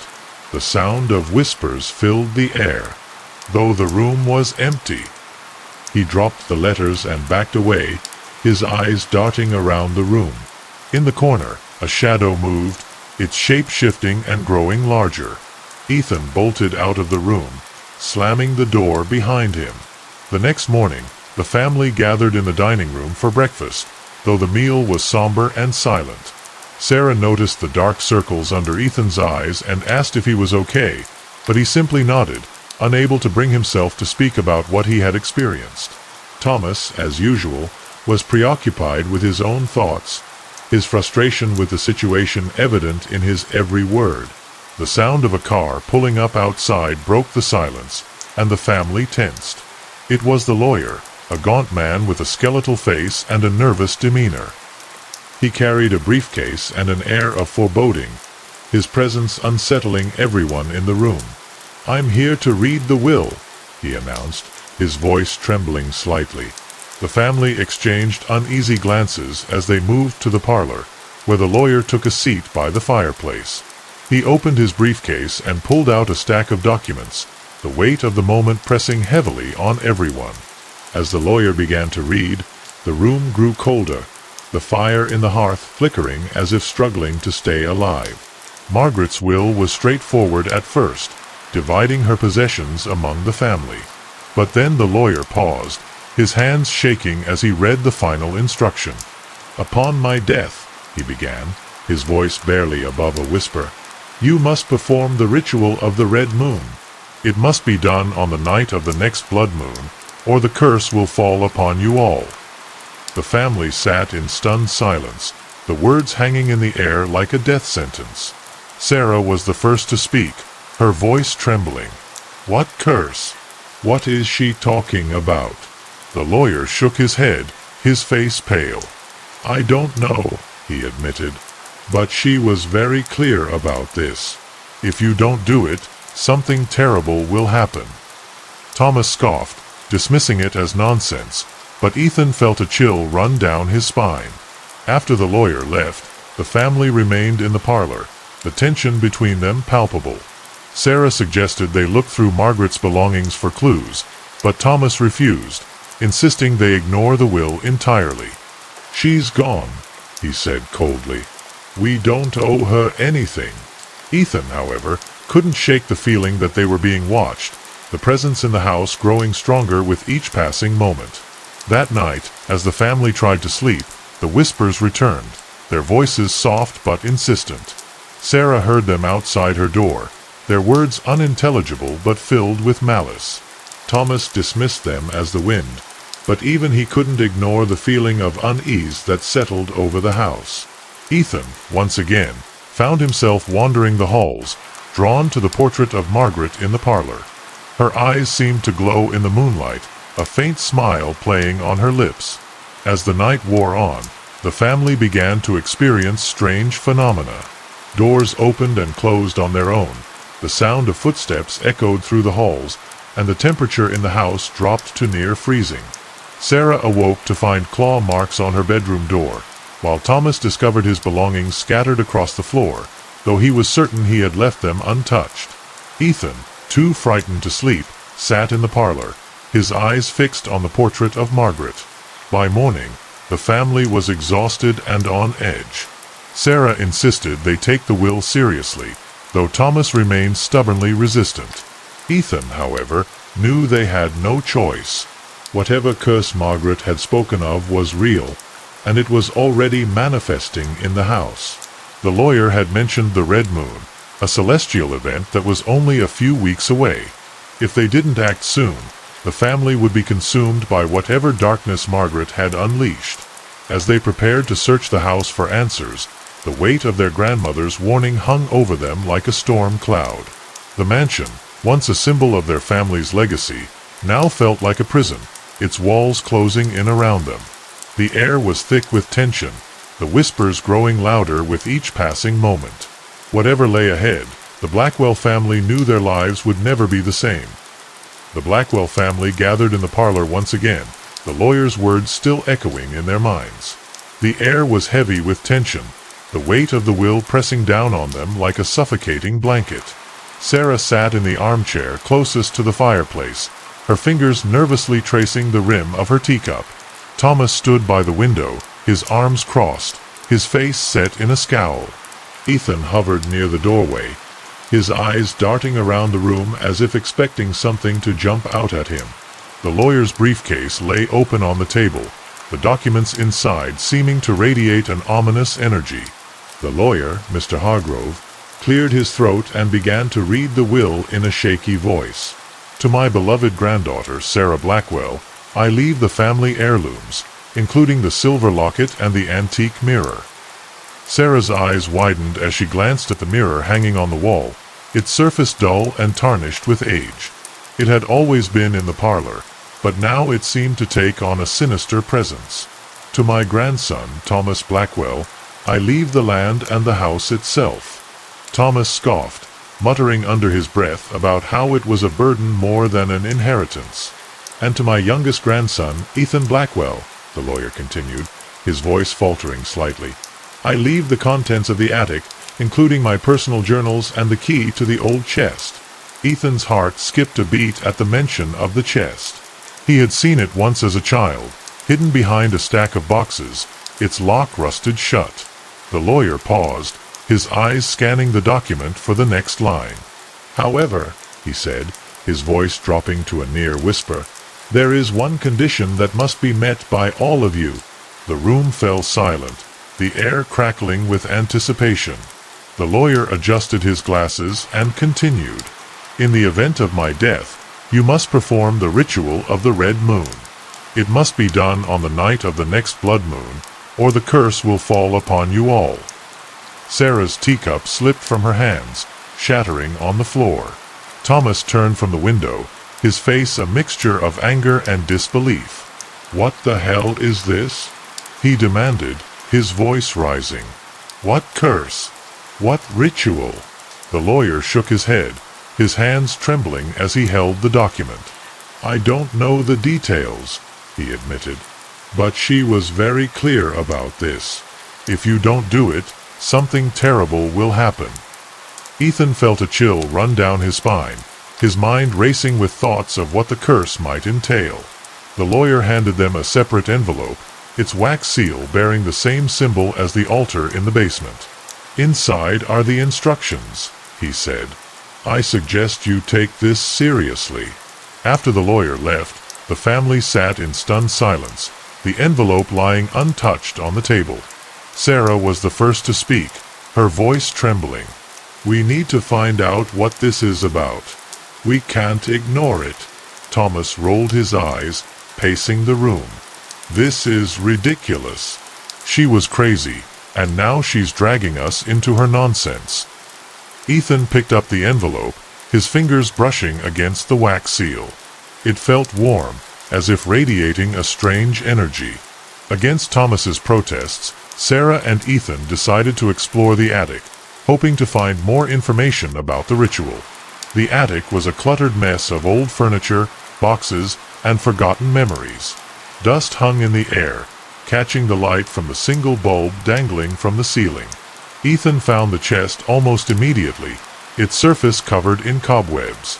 He used the key from the will to unlock it, the hinges creaking loudly as he opened it. Inside the chest were Margaret's journals, their pages filled with meticulous handwriting and strange symbols. Sarah flipped through one of them, her eyes widening as she read. "This is about the ritual," she said, her voice barely above a whisper. "She writes about the red moon and the sacrifices that must be made." Ethan grabbed another journal, his heart pounding as he read about the history of the Blackwell family and the curse that had plagued them for generations. Thomas, who had reluctantly joined them, scoffed at the journals. "This is nothing but old superstitions," he said, tossing one of the books aside. "We don't need to do anything." But Sarah and Ethan weren't convinced. The more they read, the more they realized the gravity of the situation. The curse was real, and the ritual was the only way to prevent it from consuming them all. As they continued to search the attic, Ethan found a box filled with strange artifacts, a knife with a bone handle, a jar filled with dark liquid, and a pendant shaped like a crescent moon. "These must be for the ritual," he said, holding up the knife. Sarah nodded, her face pale. "We need to figure out what we're supposed to do." The symbols in the journals matched those on the altar in the basement, and the instructions in the envelope were cryptic but clear. The next few days were filled with tension as the family prepared for the ritual. Sarah spent hours translating the journals, while Ethan gathered the necessary items. Thomas, still in denial, refused to help, opting instead to drink and brood. But even he couldn't ignore the strange occurrences that began to plague the house. Whispers in the night, shadows that moved on their own, and the feeling of being watched. The night of the blood moon arrived, thick clouds obscuring the sky as the family made their way to the basement. The altar was laid out with the artifacts, the air heavy with the scent of incense and something metallic. Sarah read the instructions aloud, her voice trembling as she spoke. "Each of us has a role to play," she said, looking at her brothers. "We need to follow the steps exactly, or it won't work." Thomas stood at the edge of the room, his arms crossed, his face a mask of defiance. "This is insane," he muttered. "I'm not participating in this." But Ethan and Sarah ignored him, focusing on the task at hand. As they began the ritual, the air grew colder, the candles flickering as if something unseen was moving around them. The symbols on the altar began to glow, their light casting eerie shadows on the walls. As the final step of the ritual approached, the instructions became clear. One of them had to be sacrificed. Sarah's hands shook as she read the words aloud, her voice breaking. "One must give their life to break the curse." Thomas laughed bitterly, backing away from the altar. "You've got to be kidding me," he said. "I'm not dying for this nonsense." But the air around them began to shift, the shadows closing in, and the family realized that they had no choice. Ethan, trembling but resolute, stepped forward. "I'll do it," he said, his voice steady. "It has to be me," Sarah protested, but Ethan silenced her with a look. He took the knife from the altar, its blade catching the faint light as he held it up. As he prepared to make the sacrifice, the air grew still, the whispers in the basement falling silent. But before he could act, Thomas lunged forward, grabbing the knife and pushing Ethan aside. In a moment of panic and desperation, Thomas turned the knife on himself, plunging it into his chest. The air seemed to explode with energy, the symbols on the altar glowing brighter than ever. Sarah screamed, rushing to her brother's side as he collapsed to the floor. Ethan stood frozen, his mind reeling as the basement began to shake, the darkness closing in around them. The ritual had been completed, but at a terrible cost. As the family struggled to process what had happened, a deep, guttural laugh echoed through the basement. The shadows began to coalesce, forming the shape of Margaret Blackwell, her eyes glowing with a malevolent light. "You've done well," she said, her voice echoing unnaturally.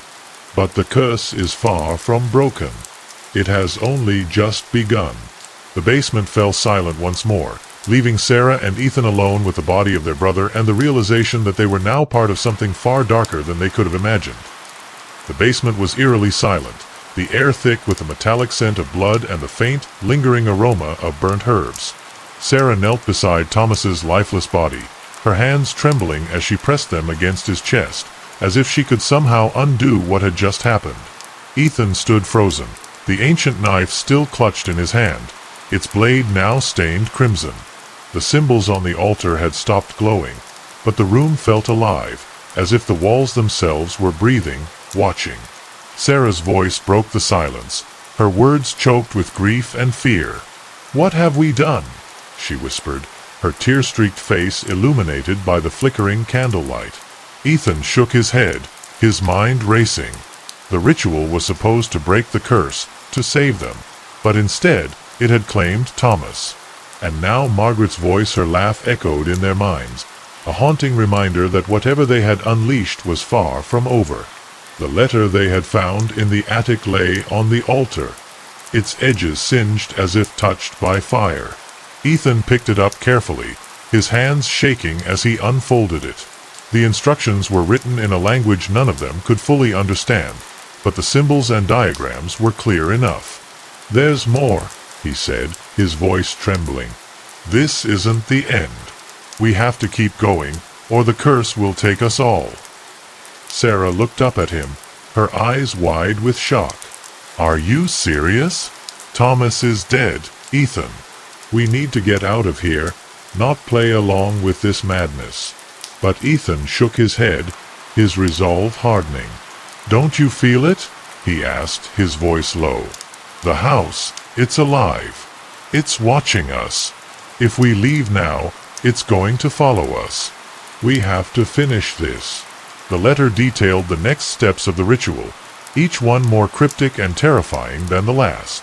It spoke of offerings, invocations, and a final union with the entity Margaret had made the pact with. Sarah read the words aloud, her voice trembling with every syllable.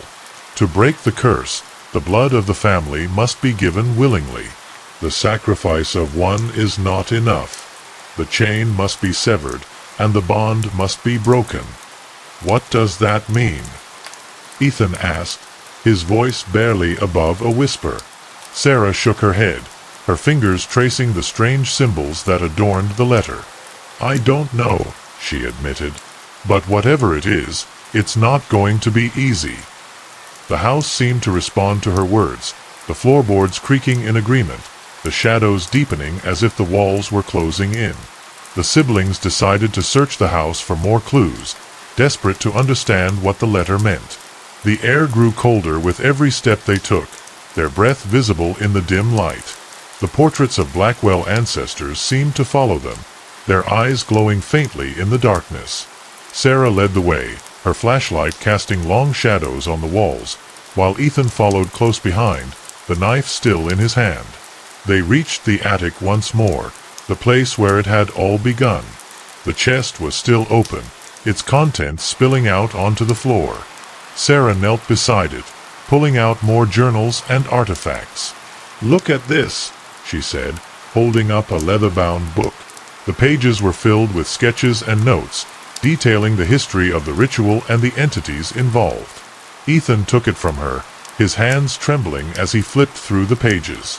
The book spoke of a pact made generations ago, a deal with a dark force that demanded blood in exchange for power. The Blackwell family had been chosen as its vessel, their bloodline cursed to serve as conduits for its power. The ritual of the Red Moon was a way to break the chain, but only if every step was followed perfectly.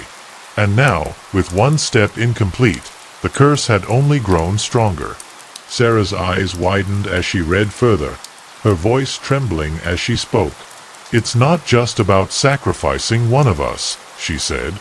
"The curse feeds on the family's fear, their pain. To break it, we have to let go of everything that binds us to this place." "To her." Ethan nodded, his jaw tightening. "Then we do it," he said. "Whatever it takes, we finish this." The letter had mentioned an offering, something personal that tied them to Margaret. Sarah rummaged through the chest, pulling out a silver locket. It was the one Margaret had left her in the will, its surface engraved with the same symbols as the altar. "This has to be it," she said, her voice resolute. Ethan nodded, pulling the pendant from his pocket, the crescent moon Margaret had left him. The siblings returned to the basement, the air growing heavier with every step. The altar was still smeared with Thomas's blood, the candles flickering weakly. Sarah placed the locket on the altar, her hands trembling as she recited the words from the letter. "We give this offering, freely and without fear, to sever the bond that binds us to the darkness." Ethan followed suit, placing the pendant beside the locket. "We break the chain," he said, his voice steady despite the fear that gripped him. The symbols on the altar began to glow once more, their light spreading across the room. The shadows seemed to retreat, the air growing warmer as if the house itself was reacting to their words. But before they could finish, a deafening roar filled the basement, the walls shaking as if the house was coming apart. The shadows coalesced into the figure of Margaret, her eyes burning with fury. "You think you can escape me?" she hissed, her voice echoing unnaturally. "You are bound to me, to this house, to the darkness. There is no escape." Sarah stepped forward, her voice trembling but defiant. "We're not afraid of you," she said. "We're breaking the curse, and there's nothing you can do to stop us."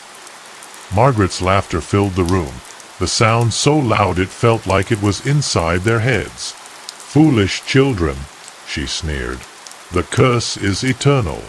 It lives in your blood, in your fear, in your pain. You cannot escape it." Ethan clenched the knife in his hand, his resolve hardening. "Then we'll destroy it," he said, his voice steady. "Even if it takes everything we have." The room grew impossibly cold, the shadows closing in as Margaret's form began to shift and distort. The siblings stood back to back, their breaths visible in the freezing air, their hearts pounding in unison. The final step of the ritual was clear now. To break the curse, they had to destroy the entity that bound them to it. And that meant facing Margaret, not as their grandmother, but as the monstrous force she had become. Ethan raised the knife, his hands steady despite the fear in his eyes. "For Thomas," he said, his voice low. Sarah nodded, her face set in grim determination. "For us." The room erupted into chaos, the shadows surging forward as the siblings prepared to face the darkness head-on. The ritual was far from over, and the cost of breaking the curse would be higher than they had ever imagined. But they were ready, or as ready as they could ever be. The basement was a maelstrom of shadows and screams, the air thick with the acrid smell of sulfur and the metallic tang of blood. Margaret's form loomed over the siblings, her once human features twisted into something monstrous, her eyes burning like twin embers in the darkness. Sarah and Ethan stood back to back, the knife clutched tightly in Ethan's hand, Sarah gripping a rusted iron poker they had found in the corner. The room seemed to pulse with malevolent energy, the walls themselves trembling as if the house was alive and angry. Margaret's voice echoed through the basement, her words dripping with venom. "You cannot destroy me," she hissed, her form flickering like a flame. "I am this house. I am your blood. I am the curse that will never end."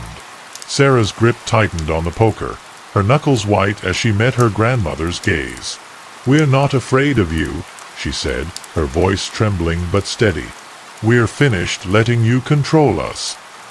Ethan shifted his stance, the knife held defensively in front of him. "This ends tonight," he said, his voice low and determined.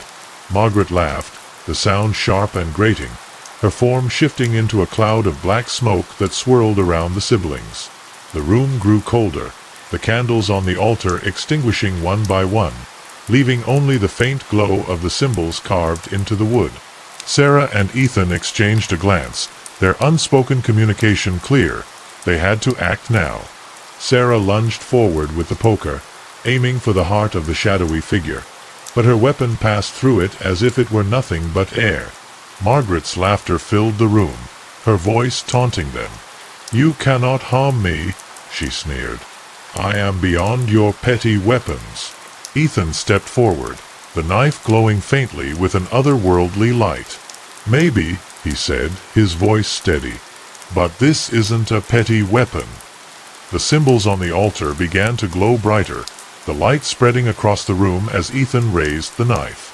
Margaret's form recoiled, her laughter faltering as the light touched her. "What are you doing?" she demanded, her voice tinged with panic. Sarah grabbed one of the remaining candles from the altar, the flame reigniting as she held it up. "We're finishing what you started," she said, her voice fierce.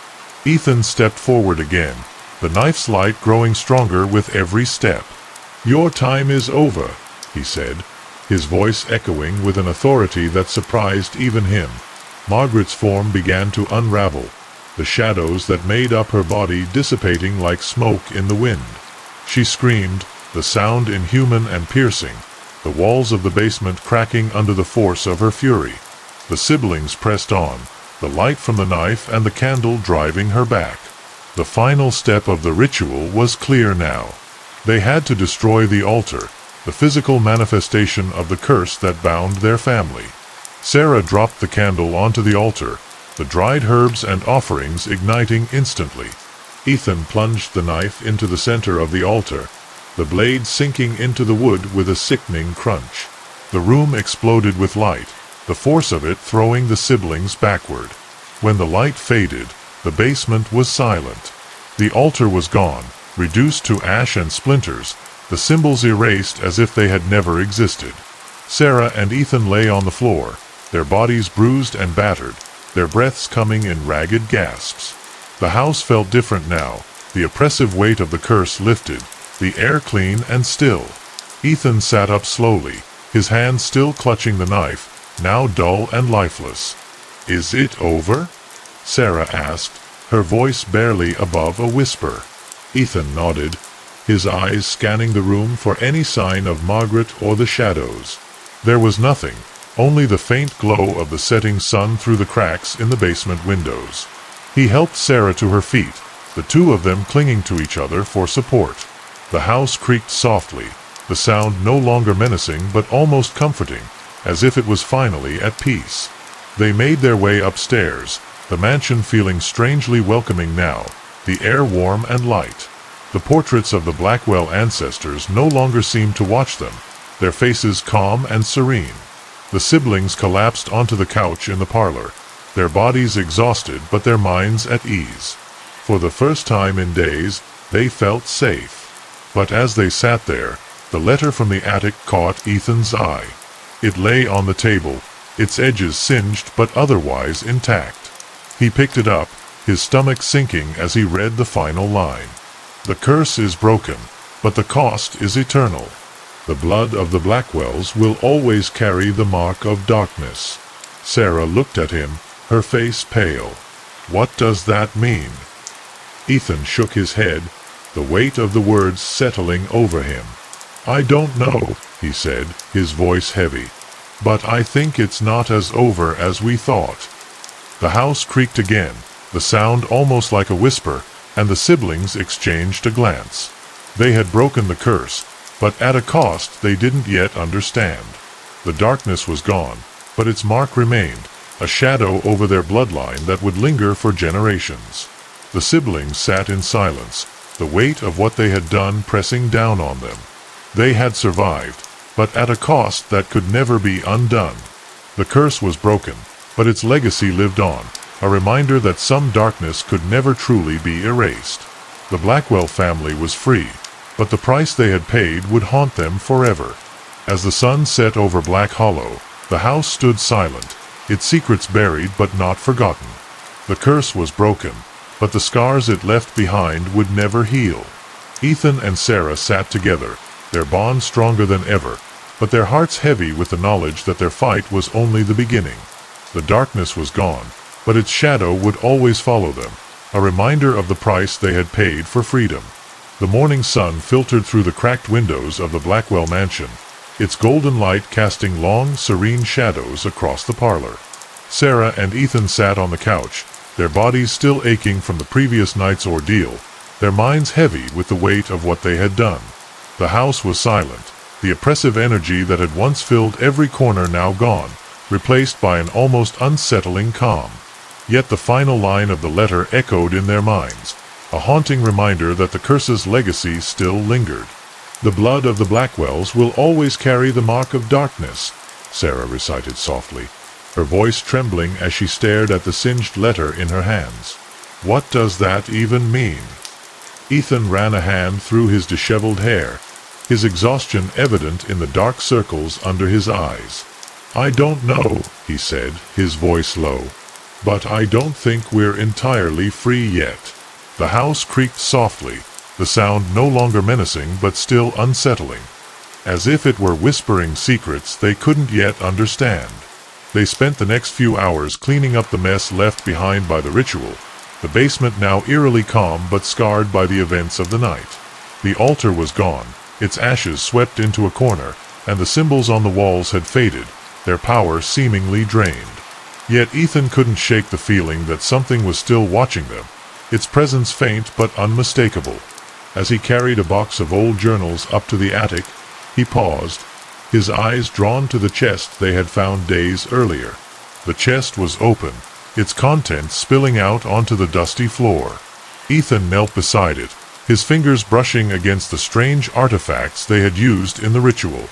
The knife, now dull and lifeless, lay among the items, its blade still stained with Thomas's blood. He picked it up, feeling a faint chill run through him as he examined it. "Sarah," he called, his voice echoing through the attic. "You need to see this." Sarah joined him moments later, her face pale as she saw the knife in his hands. "Why does it feel like we're not done?" she asked, her voice barely above a whisper. Ethan shook his head, his eyes fixed on the blade. "I don't know," he said, "but something still feels off." The attic grew colder as they spoke, the air thick with an unspoken tension. The chest seemed to beckon them, its dark energy faint but persistent. They searched the chest again, hoping to find something that would explain the letter's final line. Among the artifacts, they found another journal, its pages filled with Margaret's careful handwriting and strange diagrams. Sarah flipped through it, her eyes widening as she read. "It's about the mark of darkness," she said, her voice trembling. "She wrote that the curse may break, but the mark will remain, passed down through the bloodline." Ethan's heart sank as he processed her words.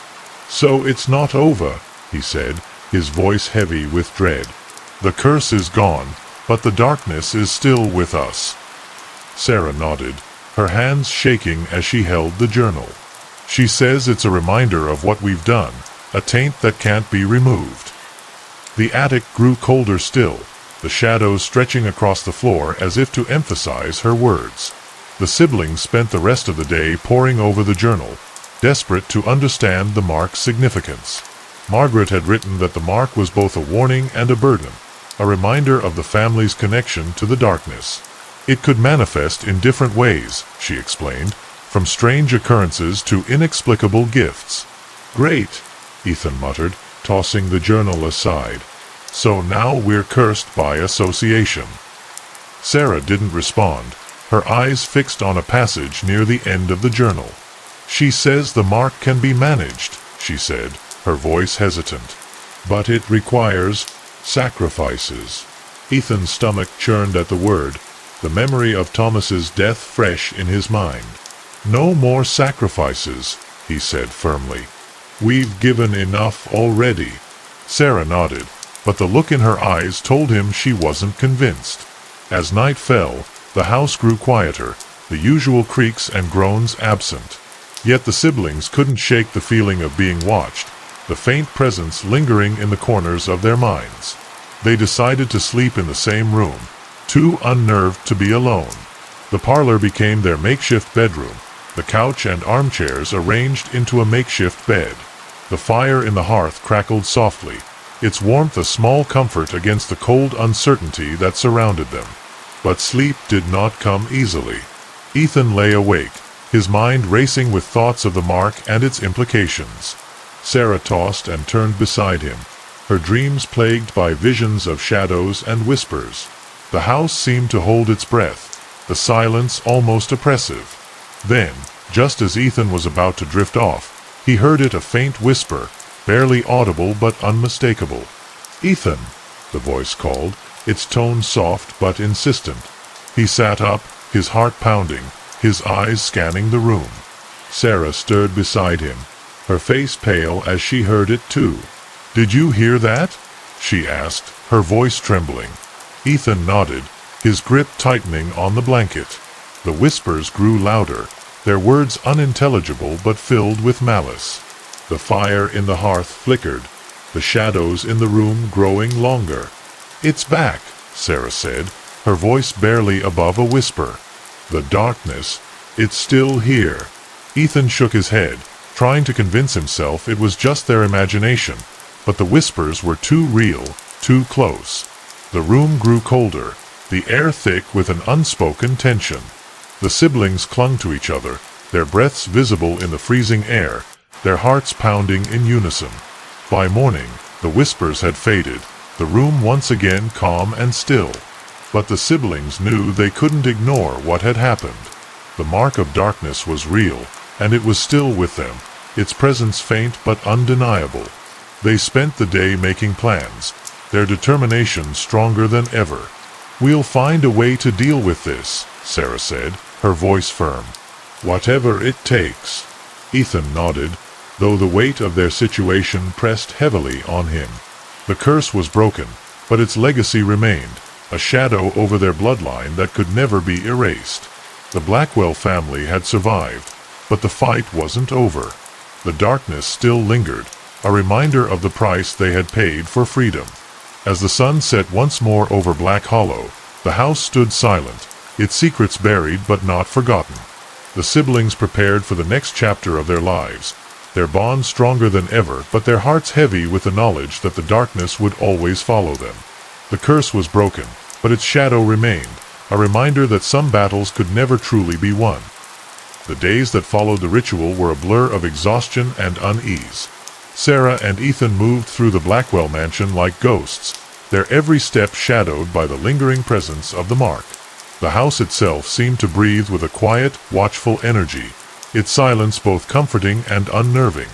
Though the oppressive darkness of the curse had lifted, the siblings could still feel it, a faint, almost imperceptible taint that clung to them like a second skin. Sarah spent hours in the attic, poring over Margaret's journals and the strange artifacts they had found in the chest. The more she read, the more she understood the weight of her grandmother's final warning. The mark of darkness wasn't just a reminder of the curse. It was an active force, a dark legacy that would shape their lives in ways they couldn't yet comprehend. Ethan, meanwhile, took to wandering the property, his mind racing as he tried to make sense of their new reality. One afternoon, as Sarah sat cross-legged on the attic floor, surrounded by journals and scraps of paper, she found something that made her blood run cold. It was a sketch, crude but detailed, depicting a figure with shadowy tendrils reaching out from its body. Beneath it, Margaret had written, "The mark awakens. It begins small, barely noticeable, but it grows. It will change you, shape you, until you are no longer yourself." Sarah's hands trembled as she held the page, her mind racing with possibilities. She called Ethan to the attic, her voice urgent as she showed him the sketch. "We need to figure out what this means," she said, her eyes wide with fear. Ethan examined the drawing, his jaw tightening as he read Margaret's words. "So it's not just a metaphor," he said, his voice low. "The mark is real, and it's alive." The siblings exchanged a glance, the weight of their discovery settling over them like a heavy fog. That night, the whispers returned. They were faint at first, barely audible over the crackling fire in the parlor, but they grew louder with each passing moment. Ethan sat up, his heart pounding as he scanned the room. "Do you hear that?" he asked, his voice trembling. Sarah nodded, her face pale as she clutched the blanket to her chest. The whispers were indistinct, their words impossible to understand, but their tone was unmistakable, malicious, mocking, and filled with a hunger that sent chills down the siblings' spines. The room grew colder, the fire flickering weakly as the shadows stretched across the walls. Ethan grabbed a flashlight, its beam cutting through the darkness as he searched for the source of the whispers. But there was nothing, only the faint, almost imperceptible outline of something moving in the corner of the room. Sarah gasped, her eyes fixed on the shadow as it shifted and writhed, its form impossible to define. "It's the mark," she whispered, her voice barely audible. "It's awakening." Ethan clenched his fists, his heart pounding as he stared at the shadow. "What do we do?" he asked, his voice low and steady despite the fear that gripped him. Sarah shook her head, her mind racing as she tried to recall everything she had read in the journals. "I don't know," she admitted, "but we can't let it take control." They spent the rest of the night awake, the whispers and shadows a constant, unsettling presence. By morning, the room was calm once more, the fire burning brightly as if nothing had happened. Yet the siblings knew better. The mark was real, and it was growing stronger. They couldn't ignore it any longer. That day, they decided to seek answers outside the mansion. They drove into Black Hollow, the small town quiet and unassuming under the pale winter sun. The locals eyed them warily as they walked the streets, their whispers barely audible but filled with a mixture of pity and fear. The Blackwell family had always been the subject of rumors, but now, more than ever, the siblings could feel the weight of the town's judgment. They visited the town's small library, its shelves filled with dusty books and faded documents. Sarah searched for anything that might explain the mark, while Ethan asked the librarian if anyone in town knew about the Blackwell family's history. The woman, an elderly lady with sharp eyes and a no-nonsense demeanor, hesitated before answering. "Your family's always been different," she said carefully. "But if you want answers, you should talk to Old Man Carter. He's lived here longer than anyone. He might know something." They found Old Man Carter in a ramshackle house on the edge of town, his yard cluttered with rusted tools and overgrown weeds. He greeted them with a wary smile, his eyes narrowing as he recognized their name. "Blackwells, huh?" he said, his voice gravelly with age. "I was wondering if you'd come knocking." Inside his house, the air was thick with the scent of tobacco and mildew. Carter gestured for them to sit, his movements slow and deliberate. "I've heard the stories," he said, his voice low, "about your family, the curse, and the mark. Most folks think it's just nonsense, but I know better. The darkness has always been with you, hasn't it?" Sarah and Ethan exchanged a glance, their unease growing as they realized how much Carter knew. "We need to understand the mark," Sarah said, her voice steady despite the fear in her eyes. Carter nodded, leaning back in his chair as he lit a pipe. "The mark's older than you know," he said, his voice solemn. "It's been passed down through generations, a shadow that clings to your bloodline."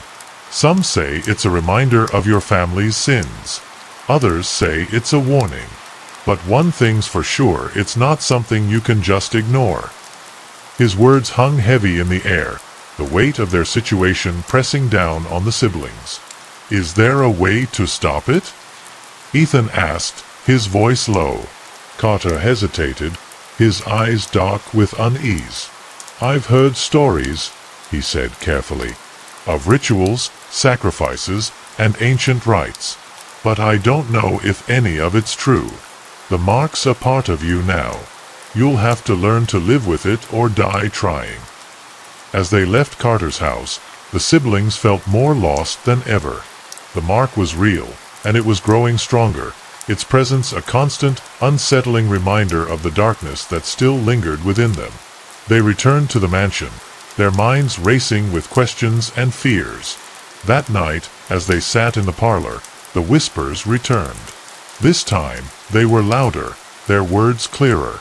You cannot escape us, they hissed, their voices filled with malice. The room grew colder, the shadows twisting and writhing as if alive. Ethan clenched his fists, his resolve hardening. We're not afraid of you, he said, his voice steady despite the fear that gripped him. But as the whispers grew louder and the shadows closed in, the siblings realized the truth. The mark wasn't just a reminder of the curse, it was the curse itself, a living, breathing force that would always be a part of them. The fight wasn't over. In fact, it had only just begun. The whispers grew louder with each passing night, their voices a constant, malevolent presence in the Blackwell mansion. Sarah and Ethan could no longer ignore the mark's awakening, its dark tendrils weaving themselves deeper into their lives. The siblings spent their days searching for answers, their nights huddled together in the parlor, the crackling fire their only defense against the encroaching shadows. One evening, as they sat surrounded by Margaret's journals, Sarah found something that made her heart race. It was a ritual, detailed in painstaking handwriting, its steps cryptic and terrifying. The ritual of shadows, she read aloud, her voice trembling.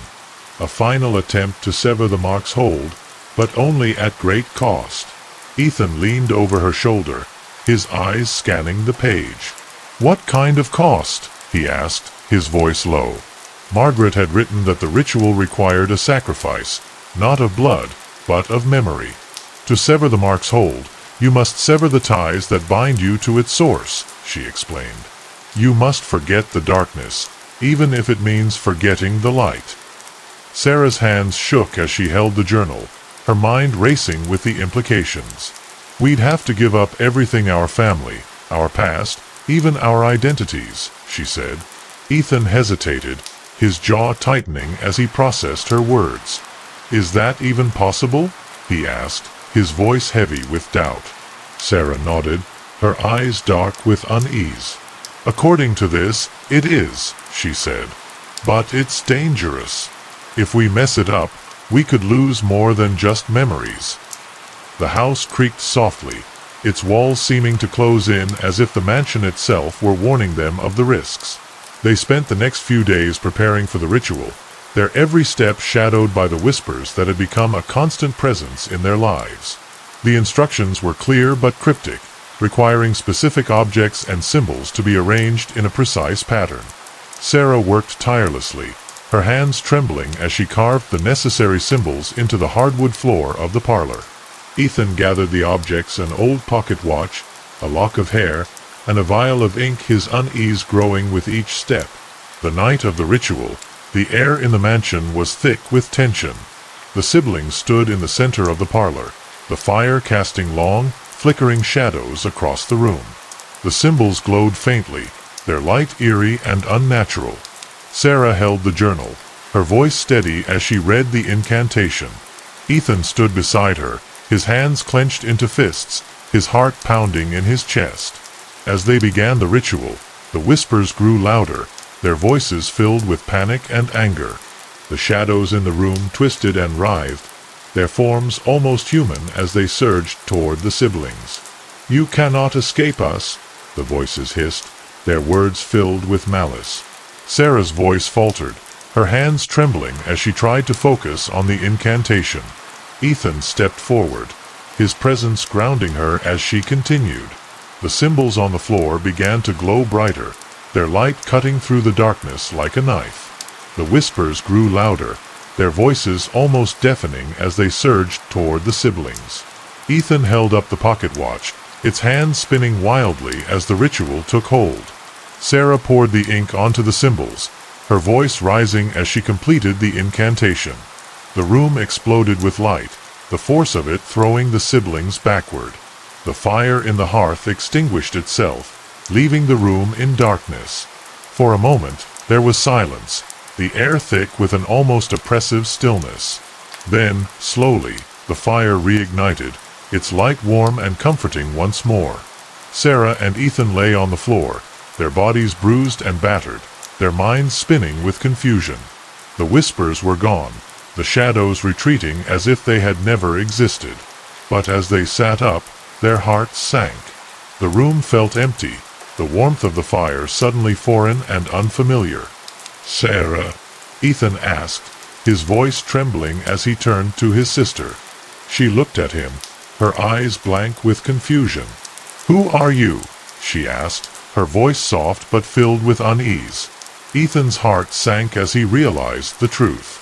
The ritual had worked, but at a cost far greater than they had imagined. Sarah's memories were gone, her mind a blank slate. She didn't recognize him, didn't remember the mansion, the curse, or the darkness that had plagued their lives. Ethan clutched his head, his mind racing as he tried to hold onto his own memories. But they were slipping away, fading like shadows in the light. The siblings sat in silence, their bonds severed, their past erased. The mark was gone, but so were the ties that had bound them together. The fire crackled softly, its light warm but empty. The ritual had worked, but the cost was greater than they had ever imagined. As the night deepened, Ethan looked at Sarah, her face unfamiliar yet achingly familiar. "We'll figure this out," he said, though the words felt hollow. But as he spoke, he realized he couldn't remember her name. The ritual had taken everything, leaving them strangers in a house filled with forgotten memories. The Blackwell mansion stood silent, its secrets buried but not forgotten. The curse was broken, but its legacy lingered, a reminder of the cost of freedom. The siblings sat together, their bond fractured but not entirely gone. The fight was over, but the scars it left behind would never heal. The morning light filtered through the cracked windows of the Blackwell mansion, its golden rays casting long, serene shadows across the parlor. Ethan sat on the couch, his head pounding with a dull ache, his mind a jumble of half-remembered fragments. He looked over at the woman beside him, Sarah. He reminded himself, though the name felt foreign on his tongue. She stared blankly at the fire, her expression distant, her memories erased by the ritual they had performed. The house was silent, the oppressive energy of the curse gone, but the emptiness it left behind was almost worse. Ethan tried to piece together what had happened, his thoughts slipping through his fingers like sand. He remembered the ritual, the whispers, the blinding light, but the details were hazy, the edges of his memories blurred. "Sarah," he said softly, his voice trembling. She turned to look at him, her eyes filled with confusion. "Who are you?" she asked again. The question cut deep, a reminder of the cost they had paid. Ethan forced a smile, though it felt hollow. "I'm your brother," he said, the words sounding more like a question than a statement. Sarah's brow furrowed as she studied him, her mind clearly struggling to make sense of his words. "I don't understand," she said, her voice barely above a whisper. Ethan sighed, his heart heavy with guilt and regret. They spent the day wandering the mansion, Ethan trying to jog Sarah's memory with stories and mementos. He showed her the attic, the basement, the portraits of their ancestors, anything that might trigger a spark of recognition. But Sarah remained distant, her mind a blank canvas, her past wiped clean. "This place feels familiar," she said as they stood in the parlor, her voice tinged with uncertainty. But the familiarity was fleeting, her memories just out of reach. Ethan's frustration grew with each passing hour, his own memories slipping further away. He couldn't remember their childhood, the details of their parents' lives, or even why they had come to the mansion in the first place. The ritual had taken everything, leaving them strangers in a house filled with forgotten echoes. That night, as they sat by the fire, the whispers returned. They were faint at first, barely audible over the crackling flames, but they grew louder with each passing moment. Ethan's heart raced as he scanned the room, his eyes darting to the shadows that seemed to shift and writhe. "Do you hear that?" he asked, his voice trembling. Sarah nodded, her face pale with fear. The whispers were different now, their voices softer, almost sorrowful. "You cannot escape us," they murmured, their words filled with a quiet, haunting menace. The room grew colder, the fire flickering weakly as the shadows stretched across the walls. Ethan grabbed a flashlight, its beam cutting through the darkness as he searched for the source of the whispers. But there was nothing, only the faint outline of something moving in the corner of the room. "It's the mark," Sarah said, her voice trembling. "It's still with us." Ethan's heart sank as he realized the truth. The ritual had failed, or, worse, it had only delayed the inevitable. The whispers grew louder, their words clearer, their tone filled with a chilling finality. "The past cannot be erased," they hissed. "The darkness will always find you." The siblings huddled together, their fear palpable as the shadows closed in. The fire extinguished itself, plunging the room into darkness. The whispers were deafening now, their voices a cacophony of anger and despair. Ethan clutched Sarah's hand, his grip tight as he tried to shield her from the encroaching darkness. Then, as suddenly as they had started, the whispers stopped. The room was silent, the air thick with an oppressive stillness. The fire reignited itself, its light warm and comforting once more. Ethan and Sarah sat in stunned silence, their hearts pounding, their minds reeling. "What just happened?" Sarah asked, her voice barely above a whisper. Ethan shook his head, his mind racing as he tried to make sense of it. "I don't know," he said, his voice low. "But I think the mark is still here. It's just different now." The realization settled over them like a heavy fog, the weight of their situation pressing down on them.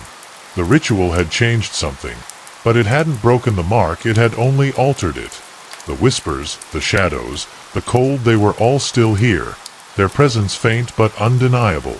Ethan stood, his legs shaky as he tried to steady himself. "We need to figure this out," he said, his voice firm despite the fear that gripped him. Sarah nodded, though her eyes were filled with uncertainty. "Where do we start?" she asked. Ethan hesitated, his mind racing. "We start with what we have," he said. "The journals, the artifacts, anything that might help us understand." They spent the rest of the night searching the mansion for answers, their determination stronger than ever. The ritual had taken their memories, but it hadn't destroyed their will to fight.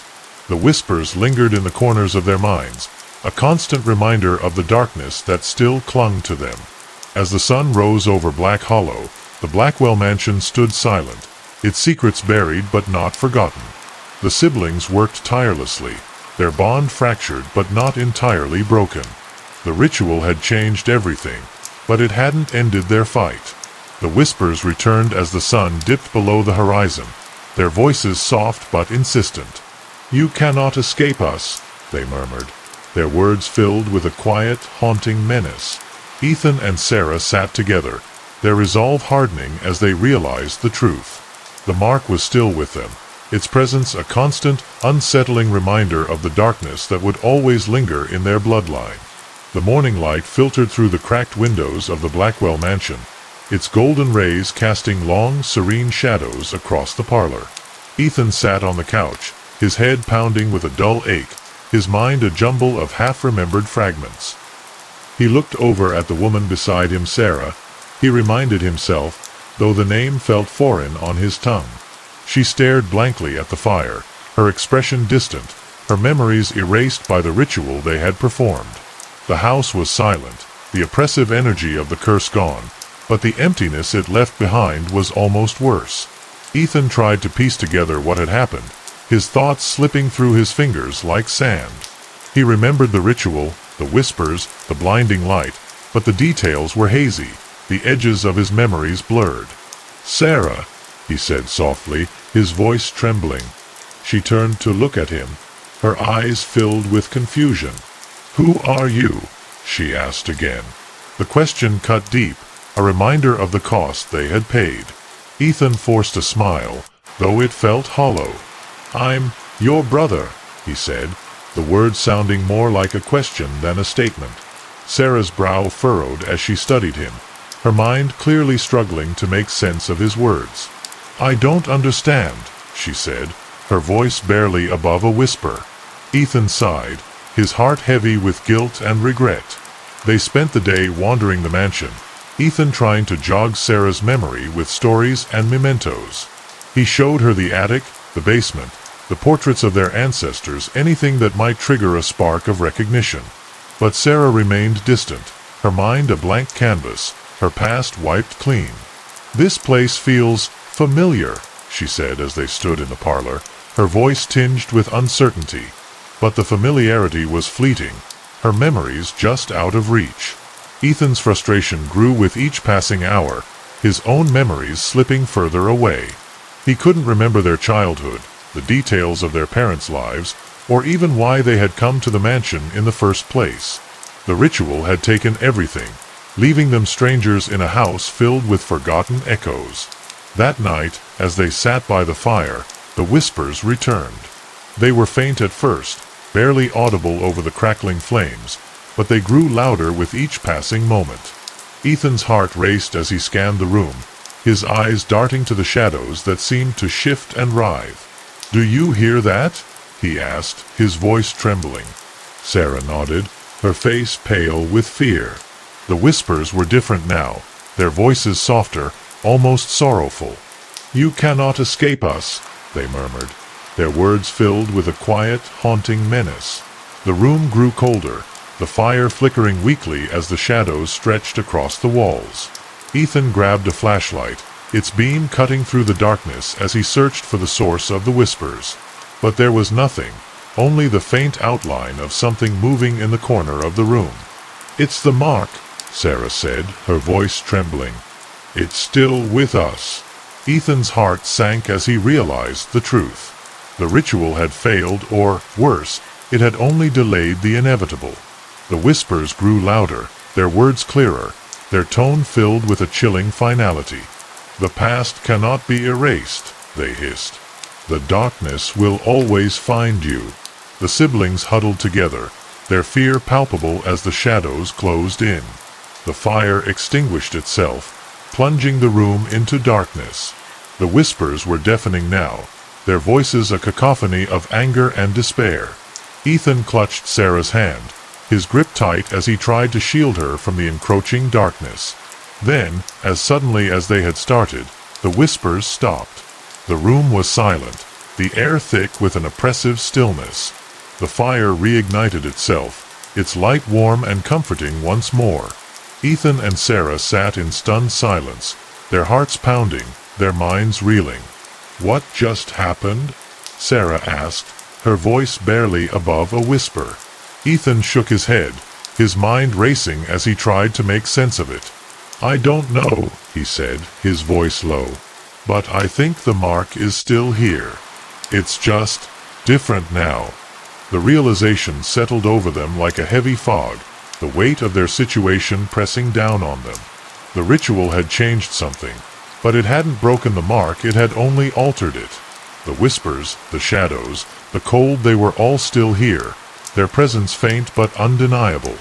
Ethan stood, his legs shaky as he tried to steady himself. "We need to figure this out," he said, his voice firm despite the fear that gripped him. Sarah nodded, though her eyes were filled with uncertainty. "Where do we start?" she asked. Ethan hesitated, his mind racing. "We start with what we have," he said. "The journals, the artifacts, anything that might help us understand." They spent the rest of the night searching the mansion for answers, their determination stronger than ever. The ritual had taken their memories, but it hadn't destroyed their will to fight. The whispers lingered in the corners of their minds, a constant reminder of the darkness that still clung to them. As the sun rose over Black Hollow, the Blackwell mansion stood silent, its secrets buried but not forgotten. The siblings worked tirelessly, their bond fractured but not entirely broken. The ritual had changed everything, but it hadn't ended their fight. The whispers returned as the sun dipped below the horizon, their voices soft but insistent. "You cannot escape us," they murmured, their words filled with a quiet, haunting menace. Ethan and Sarah sat together, their resolve hardening as they realized the truth. The mark was still with them, its presence a constant, unsettling reminder of the darkness that would always linger in their bloodline. The whispers became a constant presence in the Blackwell mansion, their voices a haunting reminder of the mark that still clung to Sarah and Ethan. The siblings spent their days poring over Margaret's journals, their nights huddled together in the parlor, the fire crackling softly as the shadows shifted and writhed around them. The ritual had changed something, but it hadn't freed them from the darkness, it had only made it more unpredictable. One morning, as Sarah sat cross-legged on the attic floor, surrounded by journals and artifacts, she found something that made her heart skip a beat. It was a new page, one she was sure hadn't been there before. The handwriting was Margaret's, but the ink was fresh, its letters crisp and clear. "The mark does not forget," it read. "It lingers, it adapts, it grows stronger with each passing day. To defeat it, you must confront the shadows within." Sarah called Ethan to the attic, her voice urgent as she showed him the page. "What does that even mean?" she asked, her eyes wide with fear. Ethan examined the writing, his jaw tightening as he read Margaret's words. "I think it's trying to tell us something," he said, his voice low. "The mark isn't just outside of us, it's inside us too." The attic grew colder as he spoke, the shadows shifting uneasily as if in response to his words. They spent the rest of the day trying to understand the message, their minds racing with possibilities. The mark had always been a force outside of them, a shadow that followed their bloodline. But now, it seemed, it was something more a part of them, woven into their very being. "Confront the shadows within," Sarah repeated, her voice trembling. "How do we even do that?" That night, the whispers returned, their voices louder and more insistent than ever. The room grew colder, the fire flickering weakly as the shadows stretched across the walls. Ethan sat up, his heart pounding as he scanned the room. "We can't keep ignoring this," he said, his voice steady despite the fear that gripped him. Sarah nodded, her hands clenched into fists. "We have to face it," she said. "Whatever it takes." They decided to perform another ritual, this time one designed to confront the shadows within. The instructions were vague, their steps cryptic and unsettling. It required a mirror, a knife, and a drop of blood, objects that felt more menacing than reassuring. Sarah hesitated as she arranged the items on the floor of the parlor, her hands trembling as she carved the necessary symbols into the hardwood. The whispers grew louder as they began the ritual, their voices filled with panic and anger. The shadows in the room twisted and writhed, their forms almost human as they surged toward the siblings. "You cannot defeat us," the voices hissed, their words filled with malice. Sarah's voice faltered, her hands shaking as she tried to focus on the incantation. Ethan stepped forward, his presence grounding her as she continued. The mirror began to glow faintly, its surface rippling like water. The whispers grew louder, their voices almost deafening as they surged toward the siblings. Ethan held up the knife, its blade glinting in the firelight as the ritual took hold. Sarah pricked her finger, a single drop of blood falling onto the mirror. The room exploded with light, the force of it throwing the siblings backward. The fire in the hearth extinguished itself, leaving the room in darkness. For a moment, there was silence, the air thick with an almost oppressive stillness. Then, slowly, the fire reignited, its light warm and comforting once more. Ethan and Sarah lay on the floor, their bodies bruised and battered, their minds spinning with confusion. The whispers were gone, the shadows retreating as if they had never existed. But as they sat up, their hearts sank. The mirror was shattered, its fragments scattered across the floor. "Did it work?" Sarah asked, her voice trembling. Ethan hesitated, his eyes scanning the room. "I don't know," he said, his voice low. "But I think something changed." The air felt lighter, the shadows less oppressive. Yet the mark was still there, its presence faint but unmistakable. They spent the rest of the night trying to piece together what had happened, their minds reeling with newfound clarity. The ritual had forced them to confront their own darkness, to face the parts of themselves they had buried deep within. It hadn't broken the mark, but it had weakened it, its hold on them lessening with each passing moment. As the sun rose over Black Hollow, the Blackwell mansion stood silent, its secrets buried but not forgotten. The siblings sat together in the parlor, their bond stronger than ever, their resolve unshaken. The ritual had changed them, reshaping their understanding of the mark and its purpose. The whispers returned as the sun dipped below the horizon, their voices softer, almost tentative. "You cannot escape us," they murmured, their words filled with a quiet, haunting menace. Ethan and Sarah sat together, their faces calm as they realized the truth. The mark was still with them, but it was no longer a shadow, it was a part of them, a reminder of the darkness they had faced and the strength they had found in confronting it. The fight wasn't over. In fact, it had only just begun. But for the first time, the siblings felt a glimmer of hope, a sense that they could overcome the darkness not by erasing it, but by embracing it. The mark was a part of their bloodline, but it didn't define them. They were stronger than the shadows within, and they would prove it, no matter the cost. The days following the second ritual were marked by an uneasy calm. The whispers, though still present, were softer now, their voices more subdued. The shadows in the Blackwell mansion seemed less threatening, their movements slower, almost reluctant. Sarah and Ethan worked tirelessly, their determination stronger than ever, but the mark's hold on them remained a constant, unsettling reminder of the darkness they still carried. One afternoon, as Sarah sorted through the artifacts in the attic, she stumbled upon a small, intricately carved wooden box. Its surface was covered in symbols similar to those from the rituals, and its weight suggested something heavy lay inside. Her fingers trembled as she tried to open it, but the lid remained firmly shut. She called Ethan to the attic, her voice filled with a mix of curiosity and dread. "What do you think it is?" she asked as Ethan examined the box. He ran his fingers over the carvings, his brow furrowing as he tried to decipher their meaning. "I'm not sure," he said, his voice low, "but I think it's important." The box seemed to hum faintly in his hands, as if it contained a living presence. The attic grew colder as they studied it, the shadows shifting uneasily around them. That night, the whispers became agitated, their voices louder and more frantic.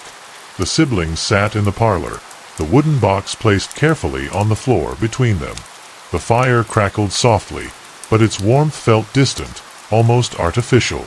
"Whatever's in there," Ethan said, his voice steady, "we need to open it. It might hold the key to defeating the mark once and for all." Sarah hesitated, her eyes fixed on the box. "What if it makes things worse?" she asked, her voice trembling. Ethan shook his head, his resolve hardening. "We can't keep running from this," he said. "We have to face it, no matter the cost." The room grew colder as he spoke, the shadows stretching across the walls as if in warning. They decided to perform another ritual, this one aimed at unlocking the box. The instructions were vague, their steps more complex than anything they had attempted before. It required a lock of hair from each of them, a drop of blood, and a candle made from beeswax. Sarah worked carefully, her hands trembling as she arranged the items on the floor. The whispers grew louder as they began the ritual, their voices filled with panic and anger. The shadows in the room twisted and writhed, their forms almost human as they surged toward the siblings. "You cannot undo what has been done," the voices hissed, their words filled with malice. Sarah's voice faltered, her hands shaking as she tried to focus on the incantation. Ethan stepped forward, his presence grounding her as she continued. The box began to glow faintly, its symbols shimmering with an eerie light. The whispers grew louder, their voices almost deafening as they surged toward the siblings. Ethan held the candle, its flame flickering wildly as the ritual took hold. Sarah pricked her finger, a single drop of blood falling onto the box. The room exploded with light, the force of it throwing the siblings backward. The fire in the hearth extinguished itself, leaving the room in darkness. For a moment, there was silence, the air thick with an almost oppressive stillness. Then, slowly, the fire reignited, its light warm and comforting once more. Ethan and Sarah lay on the floor, their bodies bruised and battered, their minds spinning with confusion. The whispers were gone, the shadows retreating as if they had never existed. But as they sat up, their hearts sank. The box was open, its contents spilling onto the floor. Inside was a small blackened heart, its surface pulsing faintly as if it were alive. The sight of it filled the siblings with a deep, primal fear, its presence a reminder of the darkness they had tried so hard to escape. "What is that?" Sarah asked, her voice trembling. Ethan hesitated, his eyes fixed on the heart. "I think it's the source of the mark," he said, his voice low. They spent the rest of the night trying to understand the heart's significance, their minds racing with newfound dread. The mark wasn't just a curse, it was a living entity, a force of darkness that had taken root in their bloodline. The heart was its source, its presence a reminder of the battle they still had to fight. As the sun rose over Black Hollow, the Blackwell mansion stood silent, its secrets laid bare but not fully understood. The siblings sat together in the parlor, their resolve unshaken despite the fear that gripped them. The heart lay on the floor between them, its faint pulse a constant reminder of the darkness they carried. The whispers returned as the sun dipped below the horizon, their voices softer, almost tentative.